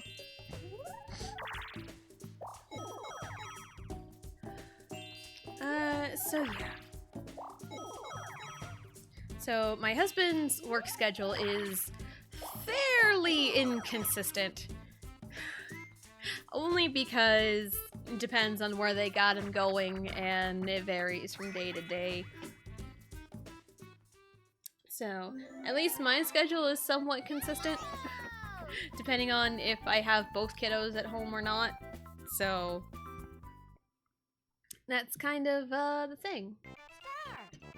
Bam, bam. Ah! I got squeezed. No, gimme. No! I wanted it. I wanted it. Give me money. I'll take all of it. Give me money. Ah! DK, please. At least with less people, it's less clutter. Oh, hey, it's just me by myself? I have all the room in the world. Wow, you overshot that one, didn't you? I did it. I am the sole survivor. I did it. Hooray, let's go. Yeah, Peachy. Let's go. Let's go. Wee. Game data is saved. I'm going this way. I ain't chancing a one-player minigame. Nope, not at all. Not chancing it. Nope. And plus, that's the Indiana Jones zone, where you can get chased by a boulder at any given time. So, yeah, I'm not chancing it.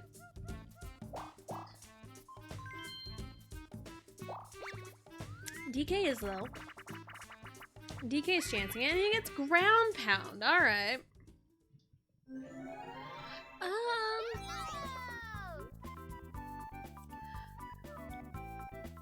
I'm just trying to think. It's kind of crazy that it's already the end of February. Like, it felt like in retrospect, it seems like,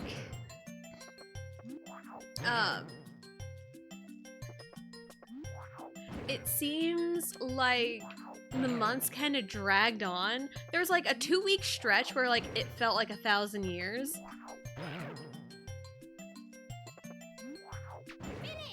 Oh, he cut it close.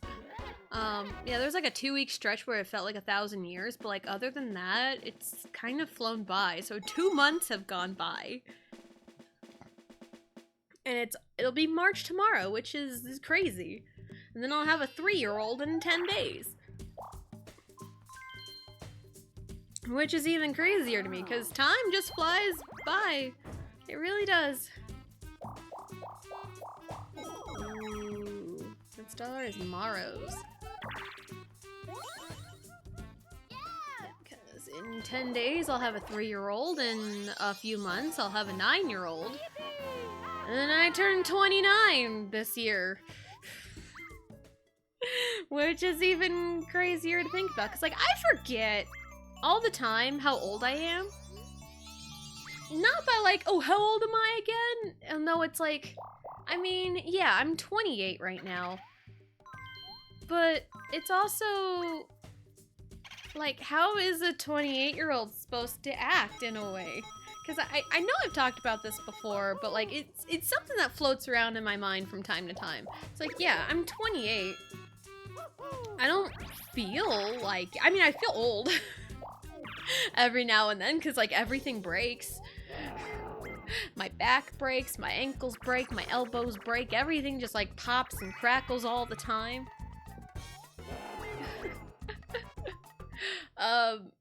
But I'm not even 30 yet, for one. That's next year. And I also, like, don't...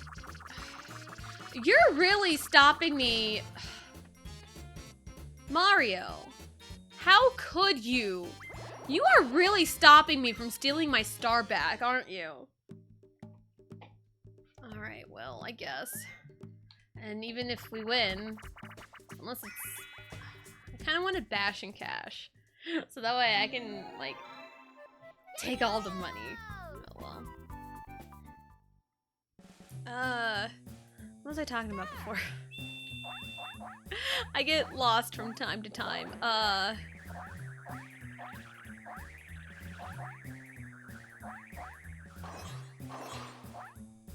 Finish! They just left me to die. They just left me to die. How rude. Yeah, I turn 30 next year, and I believe my 30th birthday is on a Friday. Not really sure what I want to do with that information, but I'll take this next star. I may not get a star steal, but I'll take this star that's been planted right in front of me. So I'll take it. Yeah, Peachy's got it.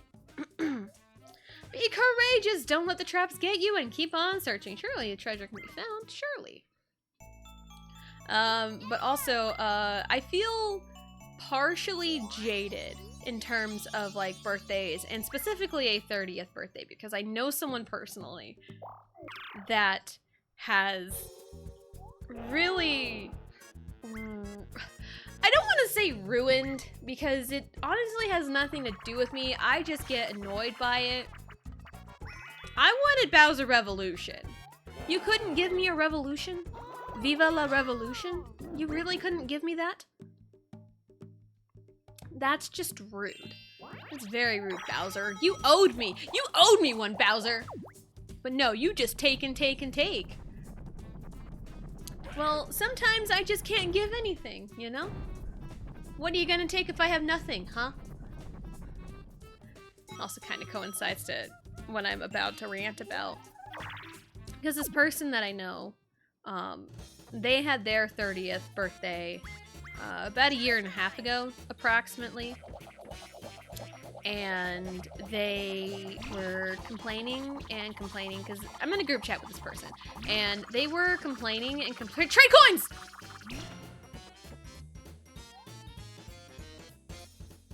I mean, I'll take it. It's better than nothing.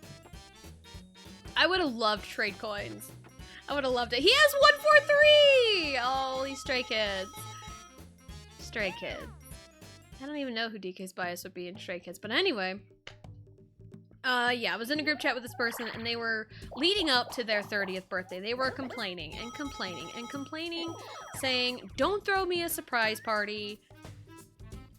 You know, like, it's my 30th birthday, it doesn't matter. Don't throw me a surprise party.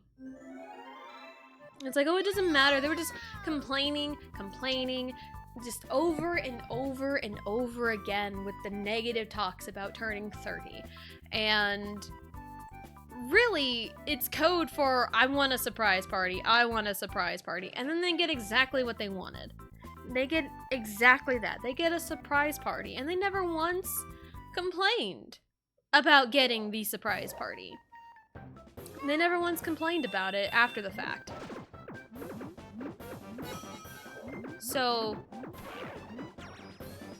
it just left me feeling jaded because personally, for me, like, I've never once say anything like that to anybody.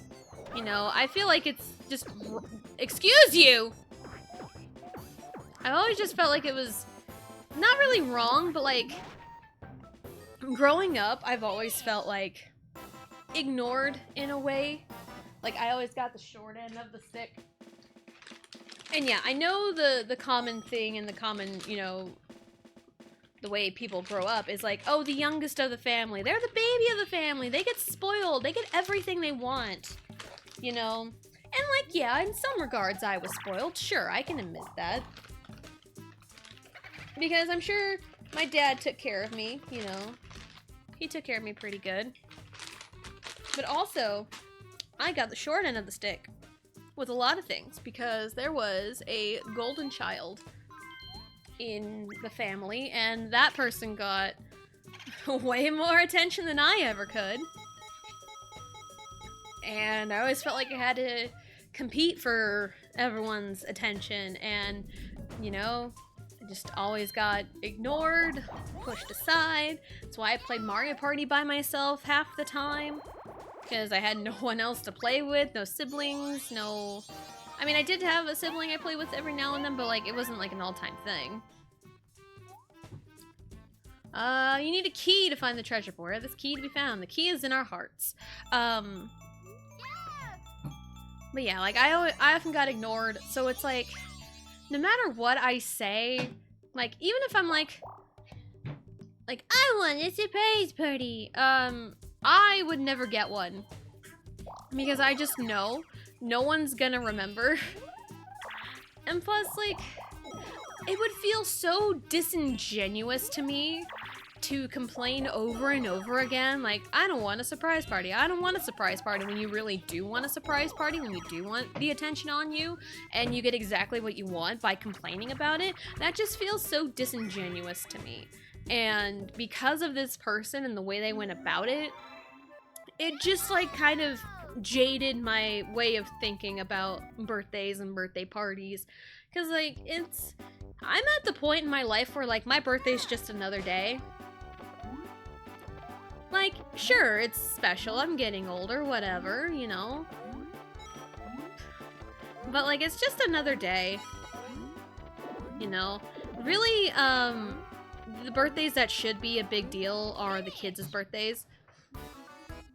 So, and I tried my best to make the kids' birthdays good days, but, like, personally, birthdays are just another day for me, and plus, I don't want to feel like I do want a party, you know? And it's like, it's your birthday, you know? Who wouldn't want, like, just a little something, you know? From, like, friends and family and stuff, but...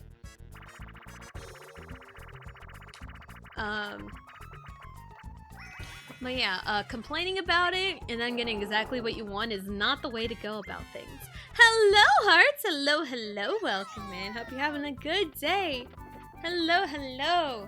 Sorry, I was just ranting about birthdays and how I feel jaded about this one person that I know. About this one person I know who complained and complained and complained in a group chat about, I don't want a surprise party. It's my 30th birthday. It doesn't matter. I don't want a surprise party. I don't want a surprise party. And then they get exactly that.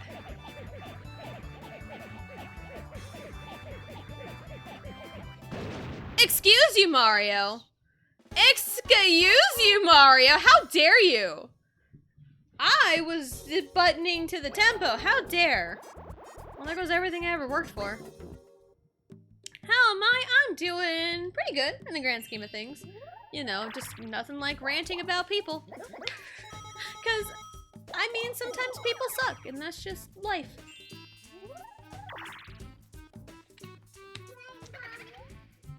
But there are times where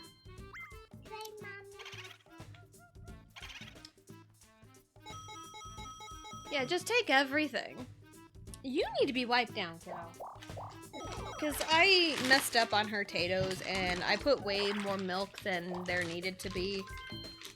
So her potatoes ended up all liquidy and now it's all over her pants. So let me clean you up, kiddo.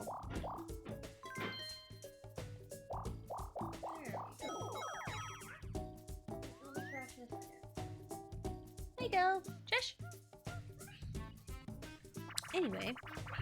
But there's also, I feel people in my life that I probably shouldn't even associate with anymore, but like, I don't have a reason to like just cut them off and block them, you know? I mean, some people can just do it whatever, you know? They don't need a reason, or they're just finally done with all of the bullshit, no one particular instance, but like, for me, when the certain people I'm thinking about that I really should just cut off and block, I feel like there needs to be a singular reason for it, you know, or like proof of like their crappy behavior towards me. But I'm never gonna get it. I'm never gonna get it. So, I don't know. Oh. Again. So, because there's a couple people in my life that I don't really talk too much anymore. That like, even if like I just wait on like the moment, you know, it's not gonna happen because I don't talk to them much anymore. I'm so sad I lost everything. Mm-hmm. Hi, Riley. Peachy, that's right. Meow, that's right. Mm-hmm. You can go play? Go play with your sister? It's in the middle of Bowser. I need to save money, so I'm gonna go this way and save up some money. Let's do that. Let us do that. So yeah, like, I turned 29 this year in a few months. I say a few months, but it's 5 months, 4.5 months, really, in July. That's when my birthday is. Of course, right? Of course, you steal everything from me, Mario. And then 30 is next year. My 30th birthday is next year in 2025. And that's kind of when I went on the rant about 30th birthday parties. Because, you know, I've had someone in my life complain about not wanting a 30th birthday party, but they got exactly what they wanted anyway. So, yeah, if you want something, don't complain, you know? But I mean, sometimes complaining about something is how you get what you want, but when it comes to like stuff like a birthday party, that's not the way to go about it. I need a crane game where I am the crane. Ow! Hit my knee with my controller. Yeah, I need to crane game it with DK. Like Mario's about to do, cause he about to get 30 coins. Which I could use that money right now, like for real.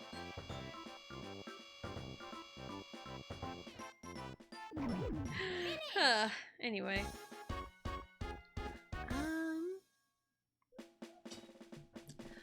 But yeah.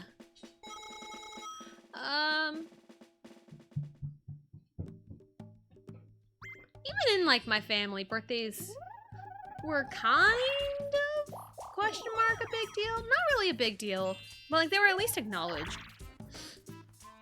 You know. But yeah, and in my sibling group chat, someone had sent like a Facebook reel of like, yeah, if you're gonna like, you know, date anyone, like take, you know, the order of their birth into consideration. Like, yeah, like your birth order, like where you are in the birth order, I'd say definitely plays a part in like your overall personality as well.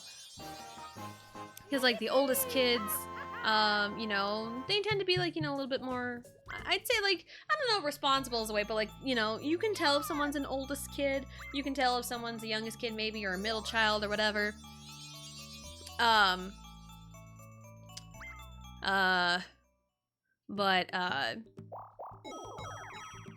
mean, I'm the baby of my family, and, you know, the saying is always, like, oh, the baby of the family, they get spoiled, they get everything they ever want in life, and no, I can immediately debunk that. Hello, Blue! Hello, welcome in, hope you're having a good day, yippee, it's Tessa time, and then add jail immediately. Sorry. Hello! I about lost my voice for a second, talking about, birth orders. And, you know, because I had a sibling that, hey DK, come here. No, there we go. No, turn around. Maria, please. Maria, please. Give me money. Oh, come on. I'm losing money now. Jeez. I need to regroup. Come here. Please, someone. No! Why? I was in front of them and they punched me? Really? Thank you. Oh, I'm not. Why am I not close enough? Come here. Come here. Let me punch you. Let me punch the monkey! I missed. How dare I miss? Ooh.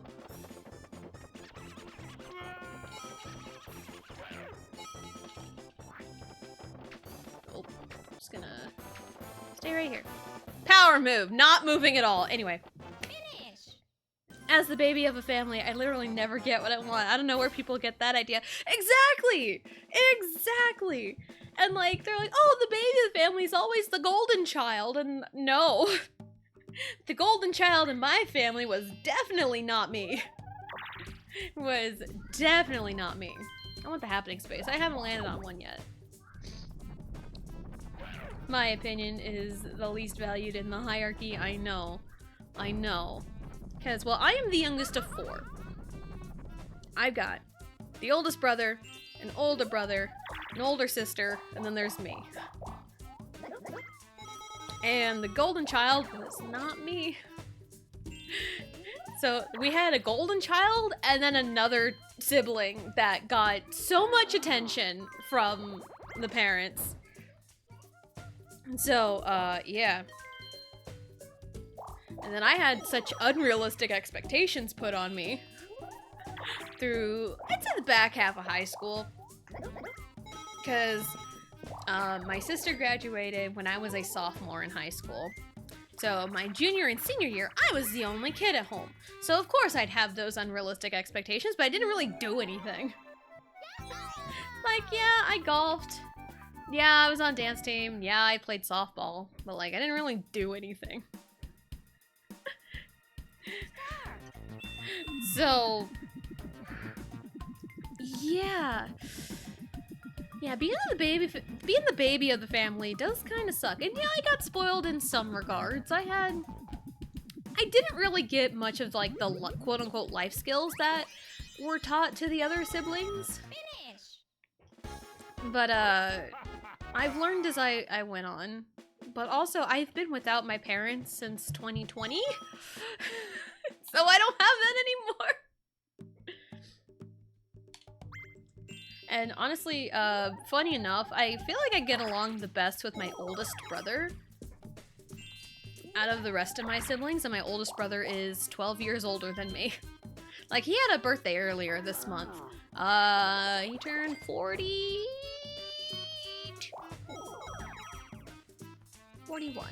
41. He turned 41 earlier this month. And I am only 28.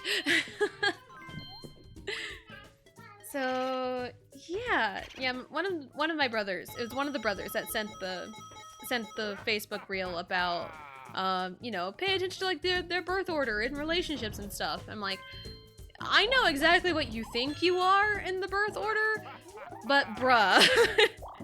Bruh. Mushroom. Yeah, go play with Boogie. Go play with your sister. Go play with blocks. Yeah. You know, growing up, I'm like, I was a big family-oriented person, but also the older I got, you know, the more our personalities came into fruition.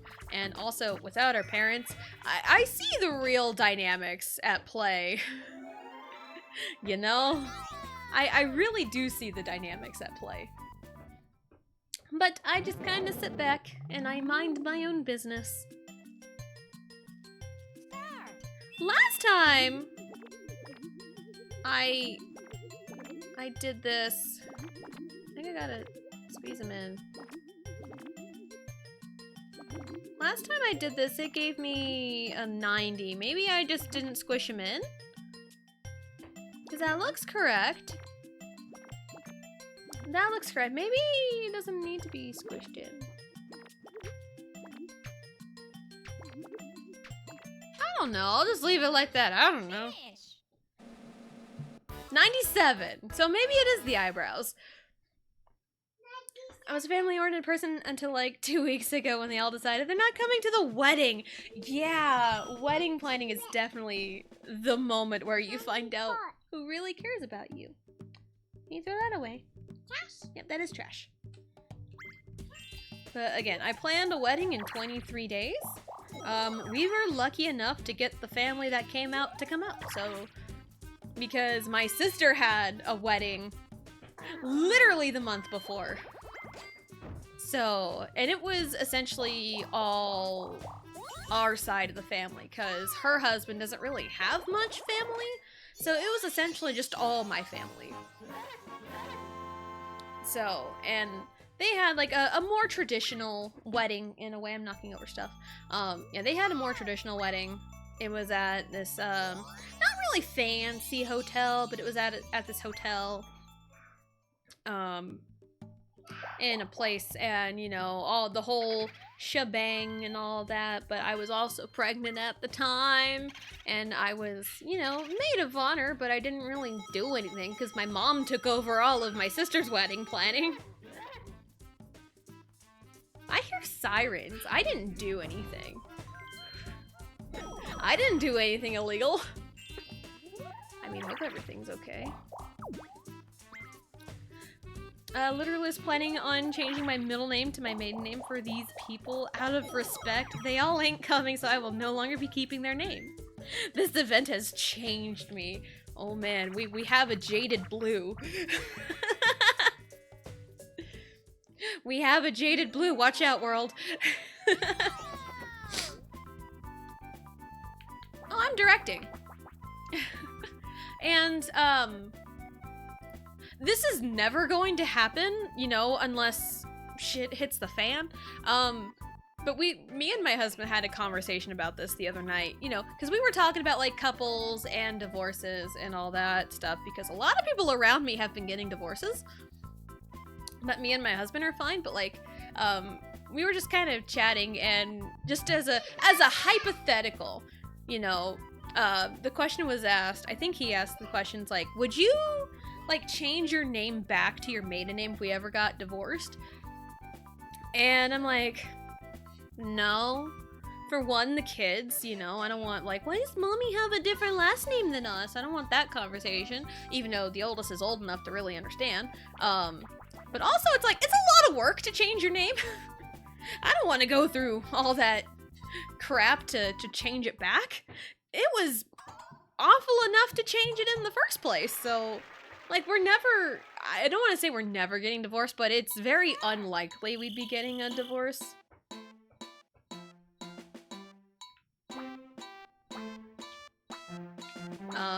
But like, you know, just hypothetical, you know, like if I were to like change my name or whatever, like I would not change it back to my maiden name. And I love my maiden name, you know? Even though I went from a commonly misspelled last name to a commonly misspelled last name. Or not really misspelled. Well, my maiden name was definitely misspelled a lot. Yes, Riley. Oh, you're being a 3-year-old now? You're being a cranky toddler now? I went from a commonly mispronounced last name to a commonly mispronounced last name. So I've heard it all with both of my last names, so yeah, Jada Blue is dangerous. But yeah, I was looking into it today. I had this exact same thought today. I was like, man, if Leon ever divorces me, I am keeping his name. I ain't going through this again. Yeah, it was a ride getting my name changed to my married name. It was not really a hassle. Getting my social security card, getting that was a hassle, and then my stars get taken from me, don't they? Yep. So yeah, getting that changed was a hassle. So I have 2 social security cards.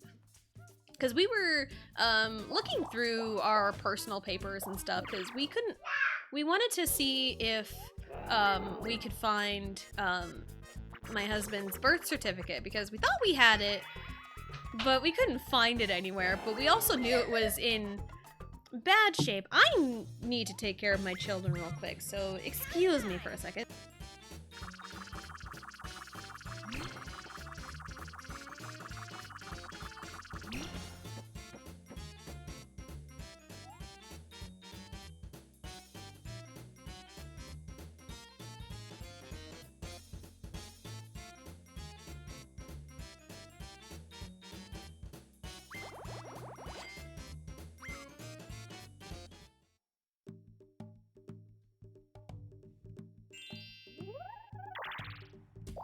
I think the kiddos are taken care of now. Had to go be a mom for a second.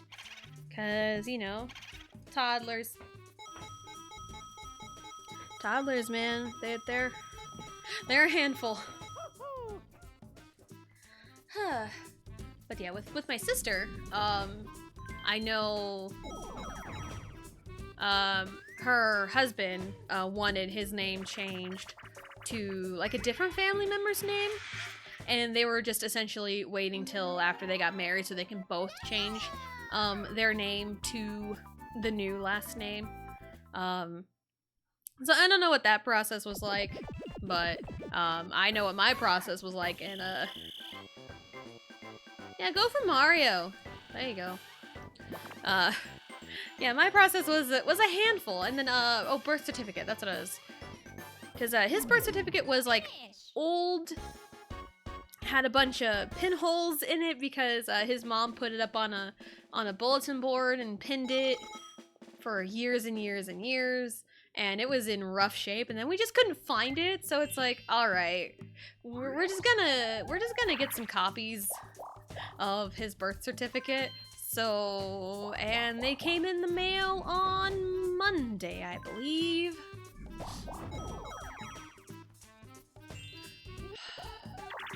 Mario has just stolen everything from me. Like, he's in first place now. It's like, what the hell? But at least ordering, like, a birth certificate or, like, a marriage certificate or whatever is not too bad. You can just go, at least in the state of Kansas, it's not too bad, you know? Because, there's a place you can go to order, because that's where I ordered the girls' birth certificates, so... Getting Allie's was a little rough, I think, because we didn't get hers till, like, much later. But Riley's was easy, I think. Mommy? Yes, Riley. There you go. Blue? Blue. Blue. Okay. Green. Mm-hmm. Those are blue. This is blue. Mm-hmm. You can play? This. Ah, battle. I don't want to do this.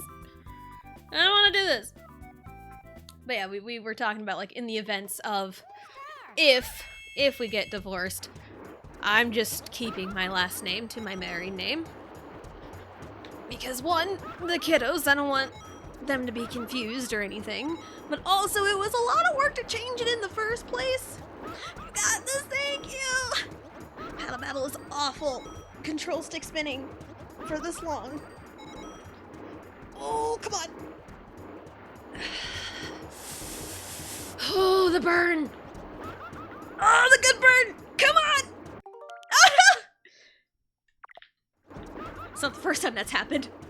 That is not the first time that has happened. Oh, ow. Ooh. My hand is warm. I am lightheaded. Oh. 6 coins. I'll take it. Ow. I grew up on this, by the way. You'd think I'd be used to control stick spinning. Oh. I'll take a star. Thank you, Toad. Thank you. Oh. Ugh. Peachy's got it. Rumor has it. Oh, I've read that one already. The treasure is a banana made of gold. Ooh, ouch. God, that hurt my. Paddle Battle is the absolute worst. I do remember one time, like a few months ago, when I went back to Mario Party 1 one day. 30th person, I get 40 coins! Let's go! Thank you. Thank you, Koopa. I do remember, like, within 10 minutes of each other, I got Paddle Battle twice. It was like, one turn, Paddle Battle. The next turn, something else. And then the turn after that, Paddle Battle. It was awful. And my hand is red. I remember growing up with, you know, the old Nintendo 64 controllers and the hard plastic joysticks. Ooh, those were a time. Whenever we'd, you know, control stick spin, we'd get the blisters and the bruises and all that fun stuff. But mine and my sister's solution was like lotion. Like immediately after you control stick spin, just kind of put like a little bit of lotion on your hand, and it would work. But the Pro controller, the Switch Pro controller, is not great for lotion. So I think what I did before was like a baby wipe, and I just kind of pressed it into my hand, but I don't want to do that because there's only one wipe left in the pack, and if I want more baby wipes, I'd have to get up and move things around in the closet, and I don't want to do that. Who's this DK? Okay. So, yeah. I wasn't paying attention. And I don't even care, because I'm not the one dropping the chest. Oh my god, my hand is rough. And I know there's a warning, it's like, don't use your palm. And, I mean, I kind of do use my palm. Not like the center of my palm. I use, like, kind of the meatier. I say meatier parts of my hand, kind of up by my fingers. That's where I can grip the control stick the most. Kind of in between my fingers. So I've had bruises and calluses and blisters before, you know. I've had it all. I've had it all from a very young age. I'm hitting the wrong buttons again. We'll go this way. Color. That's great. It is gray, and the hearts are purple. Riley's got a sweater on that's gray, but it has a bunch of purple hearts on it. Blue? Where's blue? Green? Mm-hmm. Yeah, we're learning colors, even though she points at everything and just calls a random color, and she's like, she's either spot on or completely wrong. Mm-hmm. Because I am wearing my Charger shirt today. Sometimes she will point at my shirt, my navy blue Charger shirt, and say, pink. I'm like, no kid, that is not pink. It's blue. It's the blue shirt. She'll point at something green and go, red? Yeah, she's dictating the new color system. This is the new law. I guess so. I guess so. Yeah, she's either like spot on or wildly wrong. It's so funny. And then with my oldest, we are in the phase of like asking a bunch of questions and the look what I can do phase of life, because she is 8, almost 9. Because yesterday, while I was working on Xenoblade costume changes, she comes in saying, "Look what I can do," and she starts dribbling a ball and counting to 100. And she did it for me twice. She did it for me twice. So, we're at that part of life. Impressive, to be honest. I know.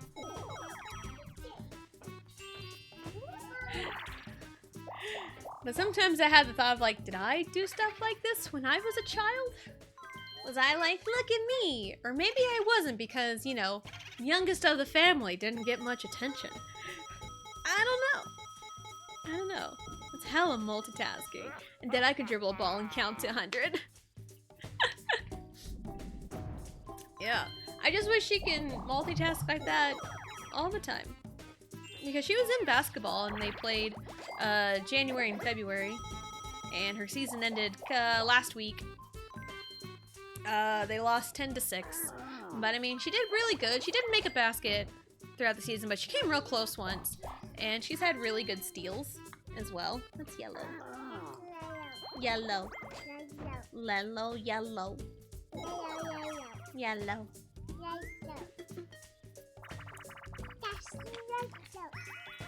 But also, girls basketball at like that age, like 8, 9, 10, 11, you know, around that age. Girls basketball is so brutal. It is so brutal. They get so physical.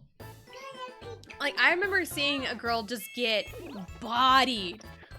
Just like straight up tackled down to the court and just got up. I mean, she was like, you know, got the wind knocked out of her for sure.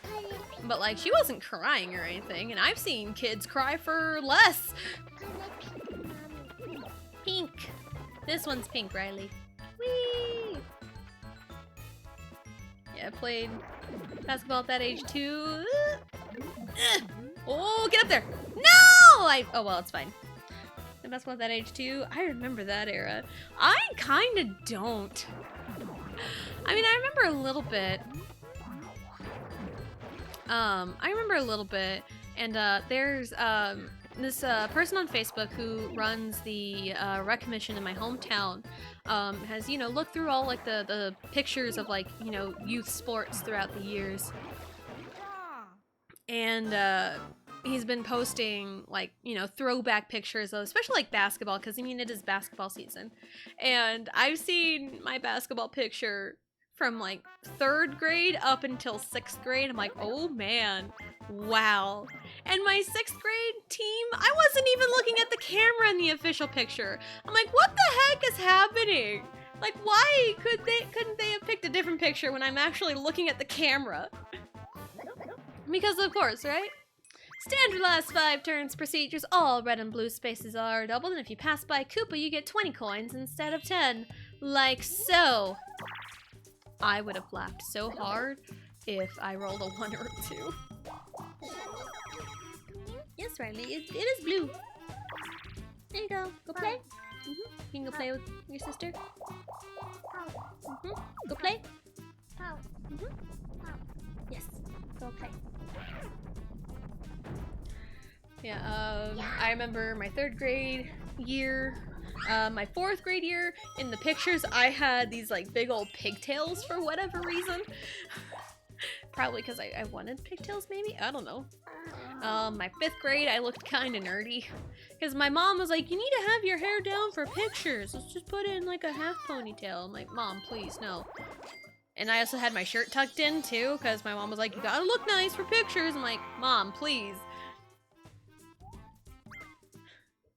And then, I don't really remember much of 6th grade, in a way. I couldn't even remember what my team name was until I saw the picture. I'm like, oh yeah, that's right. Like, I didn't remember who my coach was. I remembered my coaches, 3rd, 4th, and 5th grade, but I couldn't remember 6th grade for whatever reason. But 6th grade was quite the time for me, because I was 11 when I was in 6th grade. Because I was one of the young ones in my class. Because of my July birthday. So I was one of the younger ones, so I was like 11. So, you know, hitting that puberty age, you know, because everything's confusing. Ah, hitting puberty. But also, my feelings got messed with in 6th grade, and oh god, why did I not jump? It's fine, I'm talking about my problems in 6th grade. Cause, you know, in 6th grade, it's all like, and then you're approaching middle school age and everything. There you go. And then I was approached by a couple of guys in, like, my science class that I was sitting at the table with, because, you know, assigned seating and all that.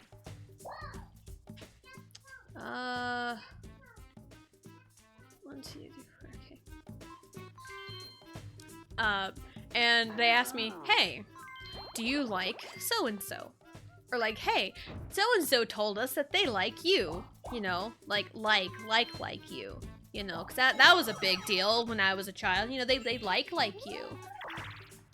It's like, hey, this so-and-so likes you. Do you like them back? And, like, I was so confused because I hardly ever interacted with this person ever. And so I didn't even think anything of it on the response. I'm like, yeah, sure. Sure, I like this person, why not? You know, or just like, sure. And then they made it a whole big deal, telling everybody and everyone, you know. And then that person, so-and-so, comes up to me. It's like, don't believe anything they said, you know, because, you know, everyone just picks on everyone at that age. So yeah, 6th grade me already experienced some kind of heartbreak before I even really knew what heartbreak was. And then throughout middle school, that was kind of the theme, you know. But I mean, like, you know, middle school dances were another beast too. Mm-hmm. Can we go play? Go play?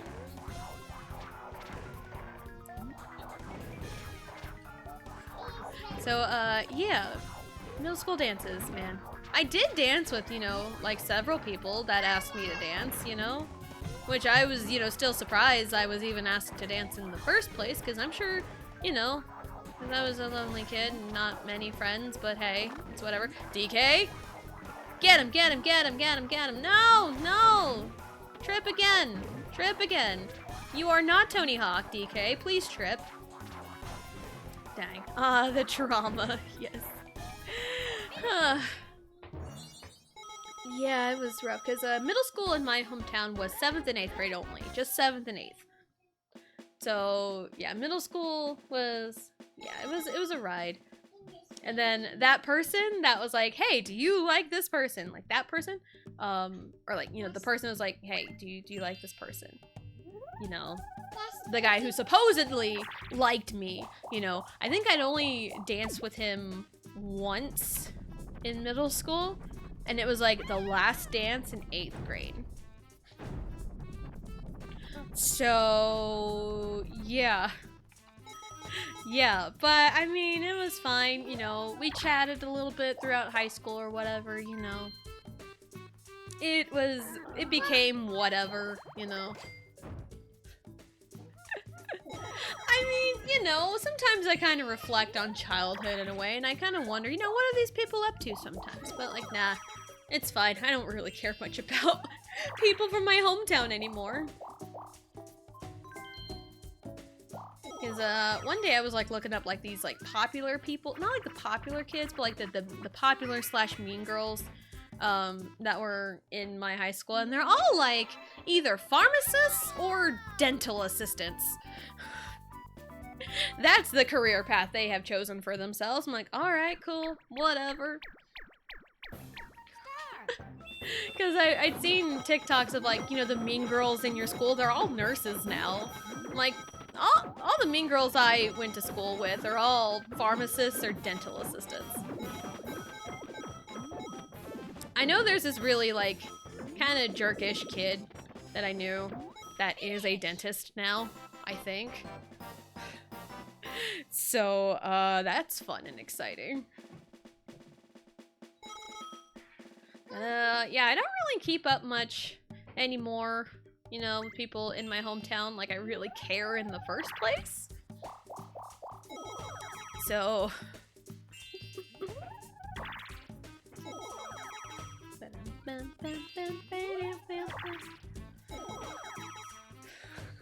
I mean, college was a little bit better. But also in college is when I met my now husband. Met him 10 years ago. It's crazy. We've known each other for 10 years now. It's been quite the ride, honestly, but you know, wouldn't trade it for the world because like 10 years ago before I even met him, I was convinced I would be forever alone. Not being able to find anybody, you know, really like live my life or whatever, but hey, things happen, we clicked very well, and we still have moments of synchronicity, and we are convinced we share a brain cell.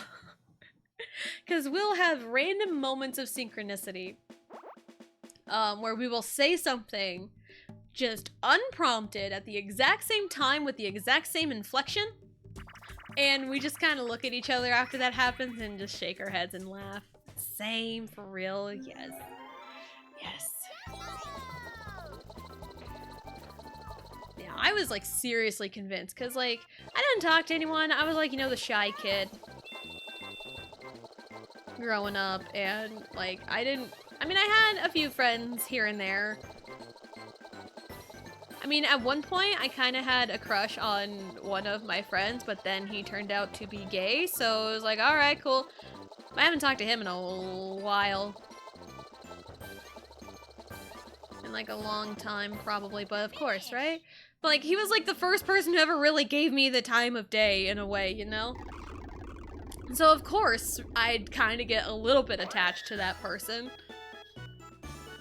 But I try to like keep telling myself, because I feel like I get attached to things way too easily, because I never really got a whole lot of attention growing up. So anytime anybody gives me any... It's the last turn, Riley. Like, anybody who gives me, like, any small ounce of attention, I'm like, you're my best friend now. But I have to remember, I need to back off a little bit, because I don't want to get too attached and then end up heartbroken. You know? Because I feel pain, you know? Because if I get too attached and then they leave, and it's like, well, what do I do now? I have nothing. But I've grown out of that in a way, and I'm learning to be a little bit better about stuff like that, because again, I get attached way too easily. But I do have a wonderful husband and 2 wonderful children, even though they drive me up the wall. They drive me insane. But they are my children. So, they're my responsibility.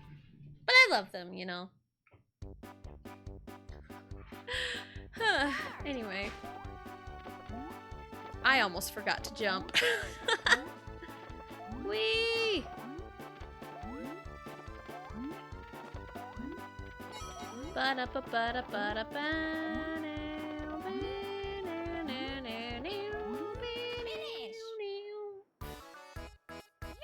Yeah, Peachy!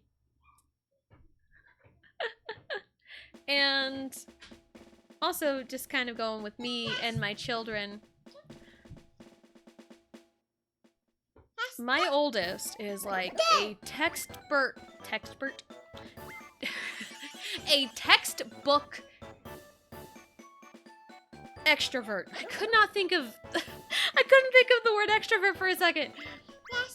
She is a textbook extrovert. Like, she loves hanging out with people. She loves going to people. She loves going to school. She loves going places. I like to stay at home. I like to stay at home and chill and just keep to myself. Yeah, I like to just stay home and chill.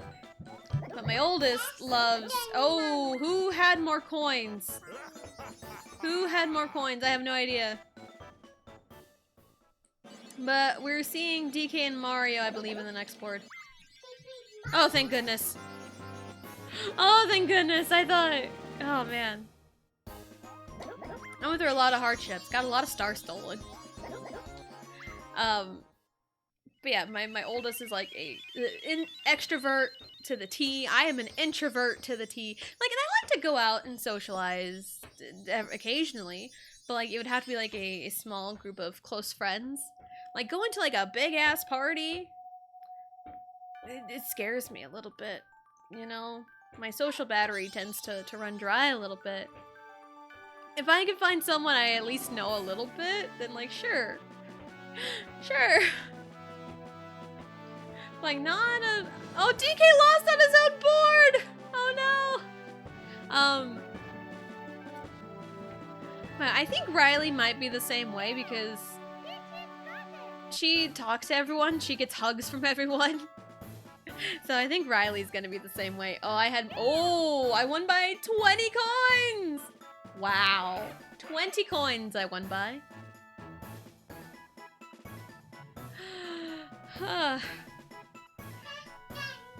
So, and I'm also really glad, my oldest makes friends, too. She makes friends pretty easily. And she's got lots of friends, too. I mean, she's also a Gemini. So, and, like, Gemini to the T, essentially, because, I'm into astrology a little bit, and I can read a birth chart. I know what the different planets mean and aspects and all that fun stuff. My oldest daughter is like a Gemini in every personal planet except for her Venus sign, which is Leo.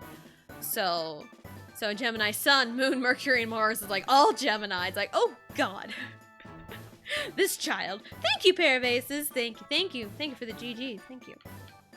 318 minigames. Love it. DK only got 50. Most at one time he got 143. Stray Kids! Why do I keep getting attracted? Jessica Chikulyaka. Oh. I only landed on 2. Wario landed on 5. I didn't play a single one-player minigame. I landed on Chance Time, though, and got a star out of it. Maybe that's when Mario decided he was out for blood. I don't know. I saw Bowser the most. I saw Bowser the most. Wonderful. It's only been 2 hours, really? Huh.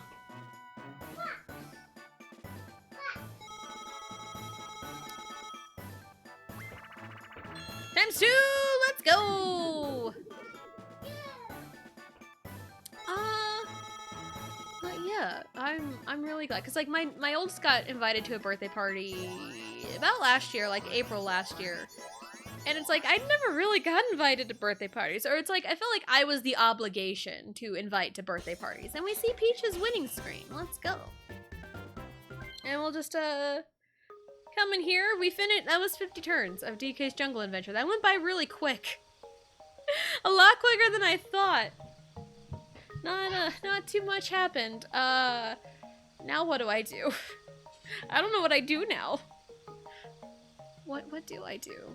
I'm not sure. I could do a thing here, I guess, to fill time. Minigames. The way the minigames work, you have to buy them with your coins that you have, which is kind of weird, and some are worth more than others, but I'll probably take care of this at a much later point. But here's a little fly guy that you can test your control stick spinning talents with. Also, why would you do this? This is just torture. But yeah, let's torture my wrong button. Let's do it.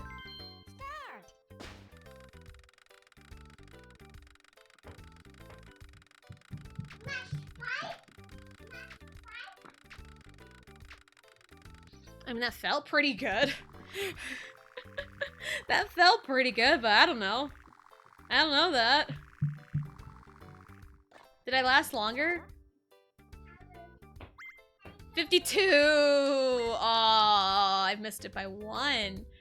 Because my spin is 53. I'll try it again in a second. Yeah, I'm glad, you know, my kiddos are doing a little bit better than I was growing up. Mommy. Uh-huh. Mash fine, Mommy. No, I'm not mashing it. I gotta spin the stick.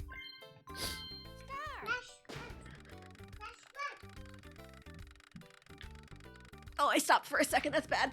Ah! Oh, that was worse. That was so much worse. That was so much worse. Yeah. 46! Oh, that was rough. Alright, yeah, we're done here. We're done. Alright, so, that's gonna be it for today. I know it's only been 2 hours, but I'm going through 50 turns no matter what, so... But also I think this is good for me because I need a lot of time to work on Xenoblade costume changes. And so many lines. There are so many lines! No ending! I'm sorry! What do I do for 15 minutes? Stall? Okay. We could talk about something. I don't know. I don't know what to do for 15 minutes. I don't know, man. I don't know. Tell us more about your trauma! Hi, Johnny! Hello, hello, welcome in. Hope you're having a good day. Do I have anything? Sure. Sure, let's buy stuff. Twirl on the spot. Talking parrot. Sure.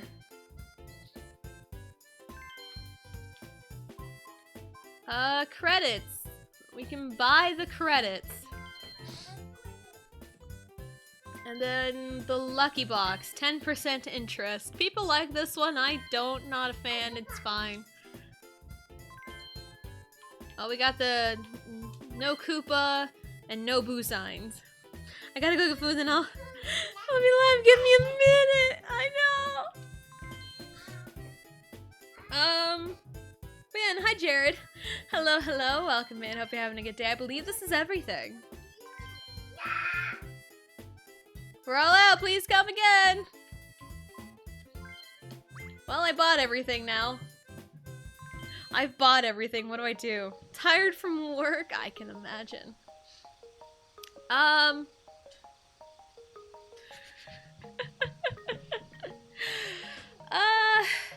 Yeah. Anyway. I did have someone on a date today, so it's a mixed bag. Ooh! Ooh, fun. Fun stuff. I say fun stuff, but, I don't know. I know me and Vegito, like, talk about, we just kind of, like, reminisce a little bit. We were talking about, you know, we've, known each other for 10 years. Because we met 10 years ago, around this time. Or, like, earlier in February. Mommy, Yes, Riley? guess what? What? And she leaves.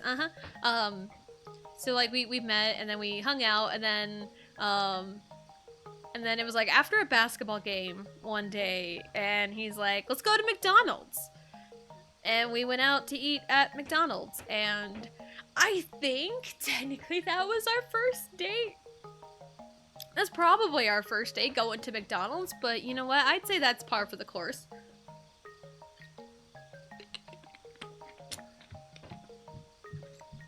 And again, for the first, did you get a Happy Meal? No, I did not. But I'm pretty sure I got chicken nuggets because I always get chicken nuggets at McDonald's.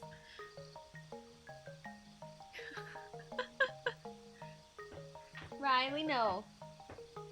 Don't touch that. And, yeah, the fan fiction we read on Valentine's Day, Sunflower Kisses. It's up on YouTube. Was essentially... It was loosely based off of my own love story, in a way. I love how it turned out, and I got, throughout reading that, I got text messages from Vegito saying, like, is this our love story? Or, like, this is essentially our love story. I'm like, yes. Yes, it is. I figured he would catch it right away. So, it's a good one. It's a good one. I have someone at work who gets a Happy Meal and she has like an office full of toys and stuff. That's awesome. We got kind of like a little pile of Happy Meal toys. But you know, some of the best toys are Happy Meal toys in a way. But yeah, our first day was essentially McDonald's. It was like early March. I want to say it was March 1st was when it happened, because it was like right at the end of basketball season. Because like, oh no, we probably won't talk to each other again, because we would talk to each other during basketball games. And that was when we exchanged numbers and we texted literally all the time. And again, he had a girlfriend at the time too, so oh, it was one of those. But I broke up with his girlfriend kind of late May. A few weeks later, we officially started dating, and then 10 years later, here we are. Here we are, married with 2 kids, and we have a pretty good marriage, I'd say. Well, that's so cute. Well, thank you. I was looking for about 20 minutes. It's really fun listening you tell stories. Well, thank you. Thank you. I appreciate that. Even though I get distracted from time to time, whether it's like something weird that happened in the game or like my children. Like, I can hear Riley. She's coughing now. What? Hold on.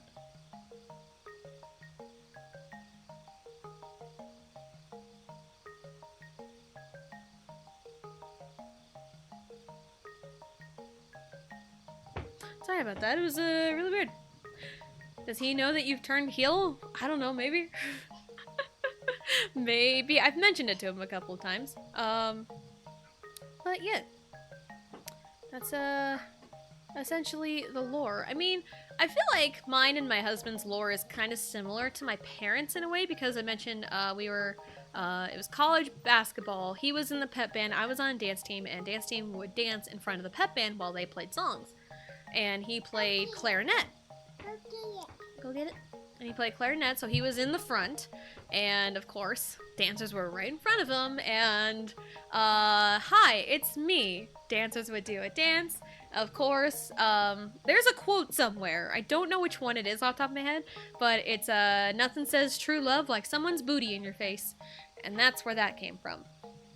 But also, my parents' love story, they met on a co-ed softball team in the 70s, and my dad played shortstop, my mom played outfield, and my dad bent over to pick up a ground ball, and the rest is history. I mean, I am the 4th child, 4 out of 4, youngest baby of the family. Yeah, there is that. So, canonically, they have had sex 4 times. But granted, there was a story about this other time. But anyway, which means canonically, I have had sex twice, because I have 2 children. Which could be TMI for anyone, but that's how babies are made! I mean, come on, tab A, slot B. Anyway, that means he's gotta turn heel with you. You're one of those couples. Band guy, color guard, cheer, dance guard. Yes. Yes, we were. Tale as old as time. Yep. But yeah, there's my parents' co-ed softball. So baseball has been a big part of my life because I had a sibling. One of my siblings got drafted in 2007. But he chose not to go because of other things going on in life. Oh, quote 26, there it is. Nothing says true love like someone's booty in your face. Yep, because my pout was better, my booty was in his face, and he found out I was ticklish. So those were the those are the steps to nabbing a husband, I guess. Tackled in the set.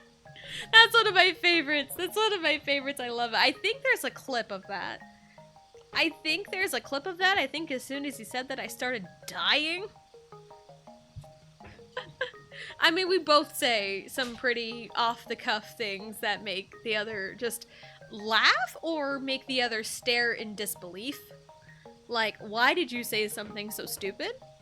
Which that's mostly him to me, but it's whatever. I think I have this quote list saved. I mean, exclamation point, quote list, all one word, brings you to a list of all the quotes. There's like 80 something, I think? I don't know, I've lost count. I've lost count, but yeah.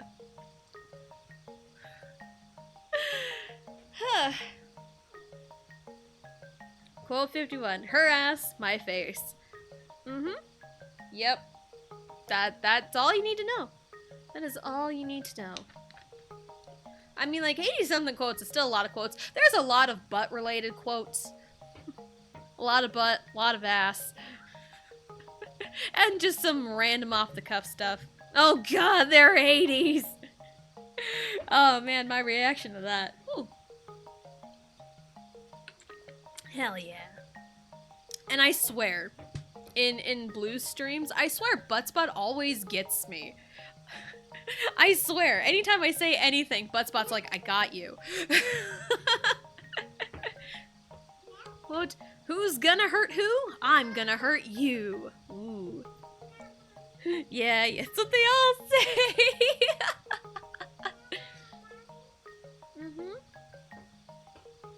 I might need some context on what? Oh god, they're 80s?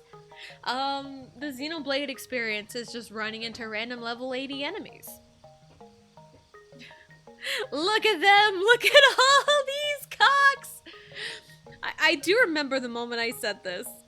I even took a second to think about what I was going to say, and then I said it anyway. Hell yeah, brother! Because in Majora's Mask, you use the Bremen mask to march the chickens and make them full grown, and that's when you get the bunny hood. So, yeah. Oh man. It's just kind of a nice like look back at the last year and a half. I started streaming August in 2022, like late August 2022. Jared would know, it was his birthday. It was my first stream. I started with art streams, and then I went to Zelda Ocarina of Time randomizers. And then when I got my capture card, I started doing some stuff, and then I started Xenoblade 3. And I think, oddly enough, I was playing Xenoblade 3, and that's when I rated Blue for the first time, I think. It was a long time ago. But yeah. My dream scenario. Maybe I've said too much! Oh, man. It's been crazy. It's been a crazy time. Huh. You know, looking back on streaming, like, I feel a lot more like myself in a way, you know? It's not like I, was just, I was essentially sitting and doing nothing before streaming, and I've always talked about it, but it was one of those where it's like, if I don't do it now, I'm never going to do it, and then here I am. I've met, like, lots of awesome people in, the community, like other cool streamer friends, and, just people in my community, and, like, it's been really fun. So, I'm really glad we're here. Honestly, it's been a lot of fun and crazy over a year and a half since I came in. Yeah, because I remember you coming in my first Pokemon Nuzlocke. I just saw a Boff flying in the air. So, yeah, it's been really fun. And I'm excited to play awesome games for you guys in a way. That's red. They're both red, kid. Both red. Yep, they're both red. Now I have an almost 3-year-old whose birthday is in 10 days on Mario Day. Mario Day. Also, while we're here, I haven't even talked about schedule for the week, so let's do that right now, because Blue wanted me to stall and I was stalling, okay? Schedule for the week. Tomorrow's Final Fantasy VII Remake. We start at 1 p.m. tomorrow. Starting at 1 p.m. tomorrow, because Allie has no school. So we're starting at 1 p.m. with Final Fantasy VII Remake. We just got out of, like, the haunted train graveyard place. You're doing a great job, Mia. You're doing great, sweetie. And then Monday we come back to Xenoblade Chronicles 2. Tuesdays and Thursdays are Mario Party. Wednesdays and Fridays are Final Fantasy VII Remake. I'm not playing Rebirth after Remake is done because I'm giving my husband time to play the game, and also I can watch the game along with him, and I can watch out for spoilers when I stream it. Yes, your first Nuzlocke, you were so good at it. Oh man, I think I was just a nervous wreck. if anything. And then the second one, I was a little bit more confident. And also, Sooty Booty was the MVP of the second Nuzlocke. Unlike Doofy Booty. Anyway. Anyway, yeah. It's been a wild ride. Sooty Booty is king. Yes, absolutely. Stealth Rock just obliterates Charizard. Doofy Booty fell victim to a crit. I know. I went back and watched it, and you're like, don't tell Tessa. Don't tell Tessa, because I helped name Doofy Booty.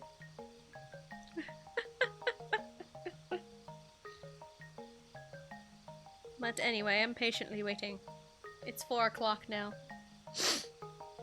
Anyway, yeah.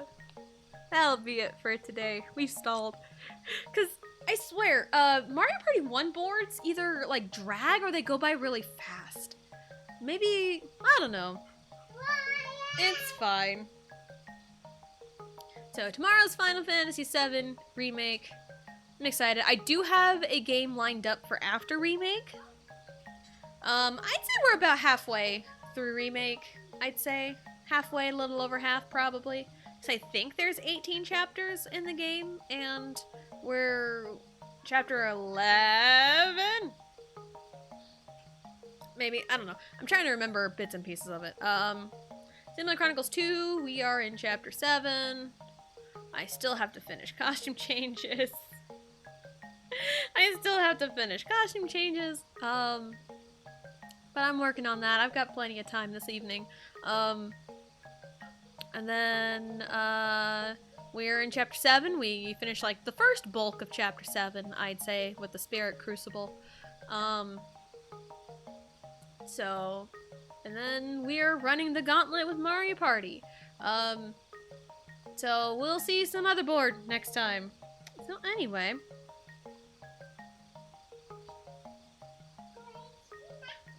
There she is. So we stalled just for her. We are going to go raid Royal Blue. We stalled just for her. This is the least we can do. Hope you had a good stream. Wish you a great day. Absolutely. Also thinking about like raiding. I thought about like trying to come up with like something for like raid messages, but I draw a blank. But like some other like, you know, creators that I watch have like, you know, their own raid messages. But also it's like I kind of want to do like something different every stream, you know? But I don't know. Well, I can figure about time, Blue. You know, some like bigger streamers I watch have like, you know, like these raid messages with something funny that happened during their stream. And I feel like that'd be kind of fun, because like weird things happen sometimes in streams that would be really funny to raid someone with just out of context messages with that. Like a Don Corneo's thick liquid. That one was funny. I posted a TikTok with that clip earlier today. Oh man, it was great. Fish boxers everywhere. Oh man, I know. I really need to figure that out. But anyway, that'll be it for today. So thank you all for coming out and hanging out. One time a streamer had us type generic raid message. Oh, it's great. Yeah, probably coming up soon. I want to kind of like take maybe like a week off to just kind of revamp some stuff on the back end. Because I've revamped my overlays, my starting soon, my overlay, my end screen. Because let's be for real, my BRB screen is perfect. I don't need to change it. I love the notebook paper thing. I love it. But yeah, I need to revamp some stuff. But anyway, that's not now. That's not tomorrow. That'll be later on down the line. But anyway, thank you all for coming out and hanging out. We're gonna go raid I Am Royal Blue.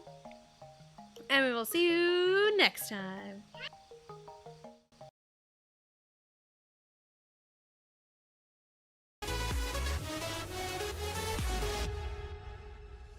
Talking to myself and I can't focus. Yeah, I'm broken. The door is closing. Wanna be a part of something more than this. I've lost control of it. Oh, seeing the stars reminds me of you.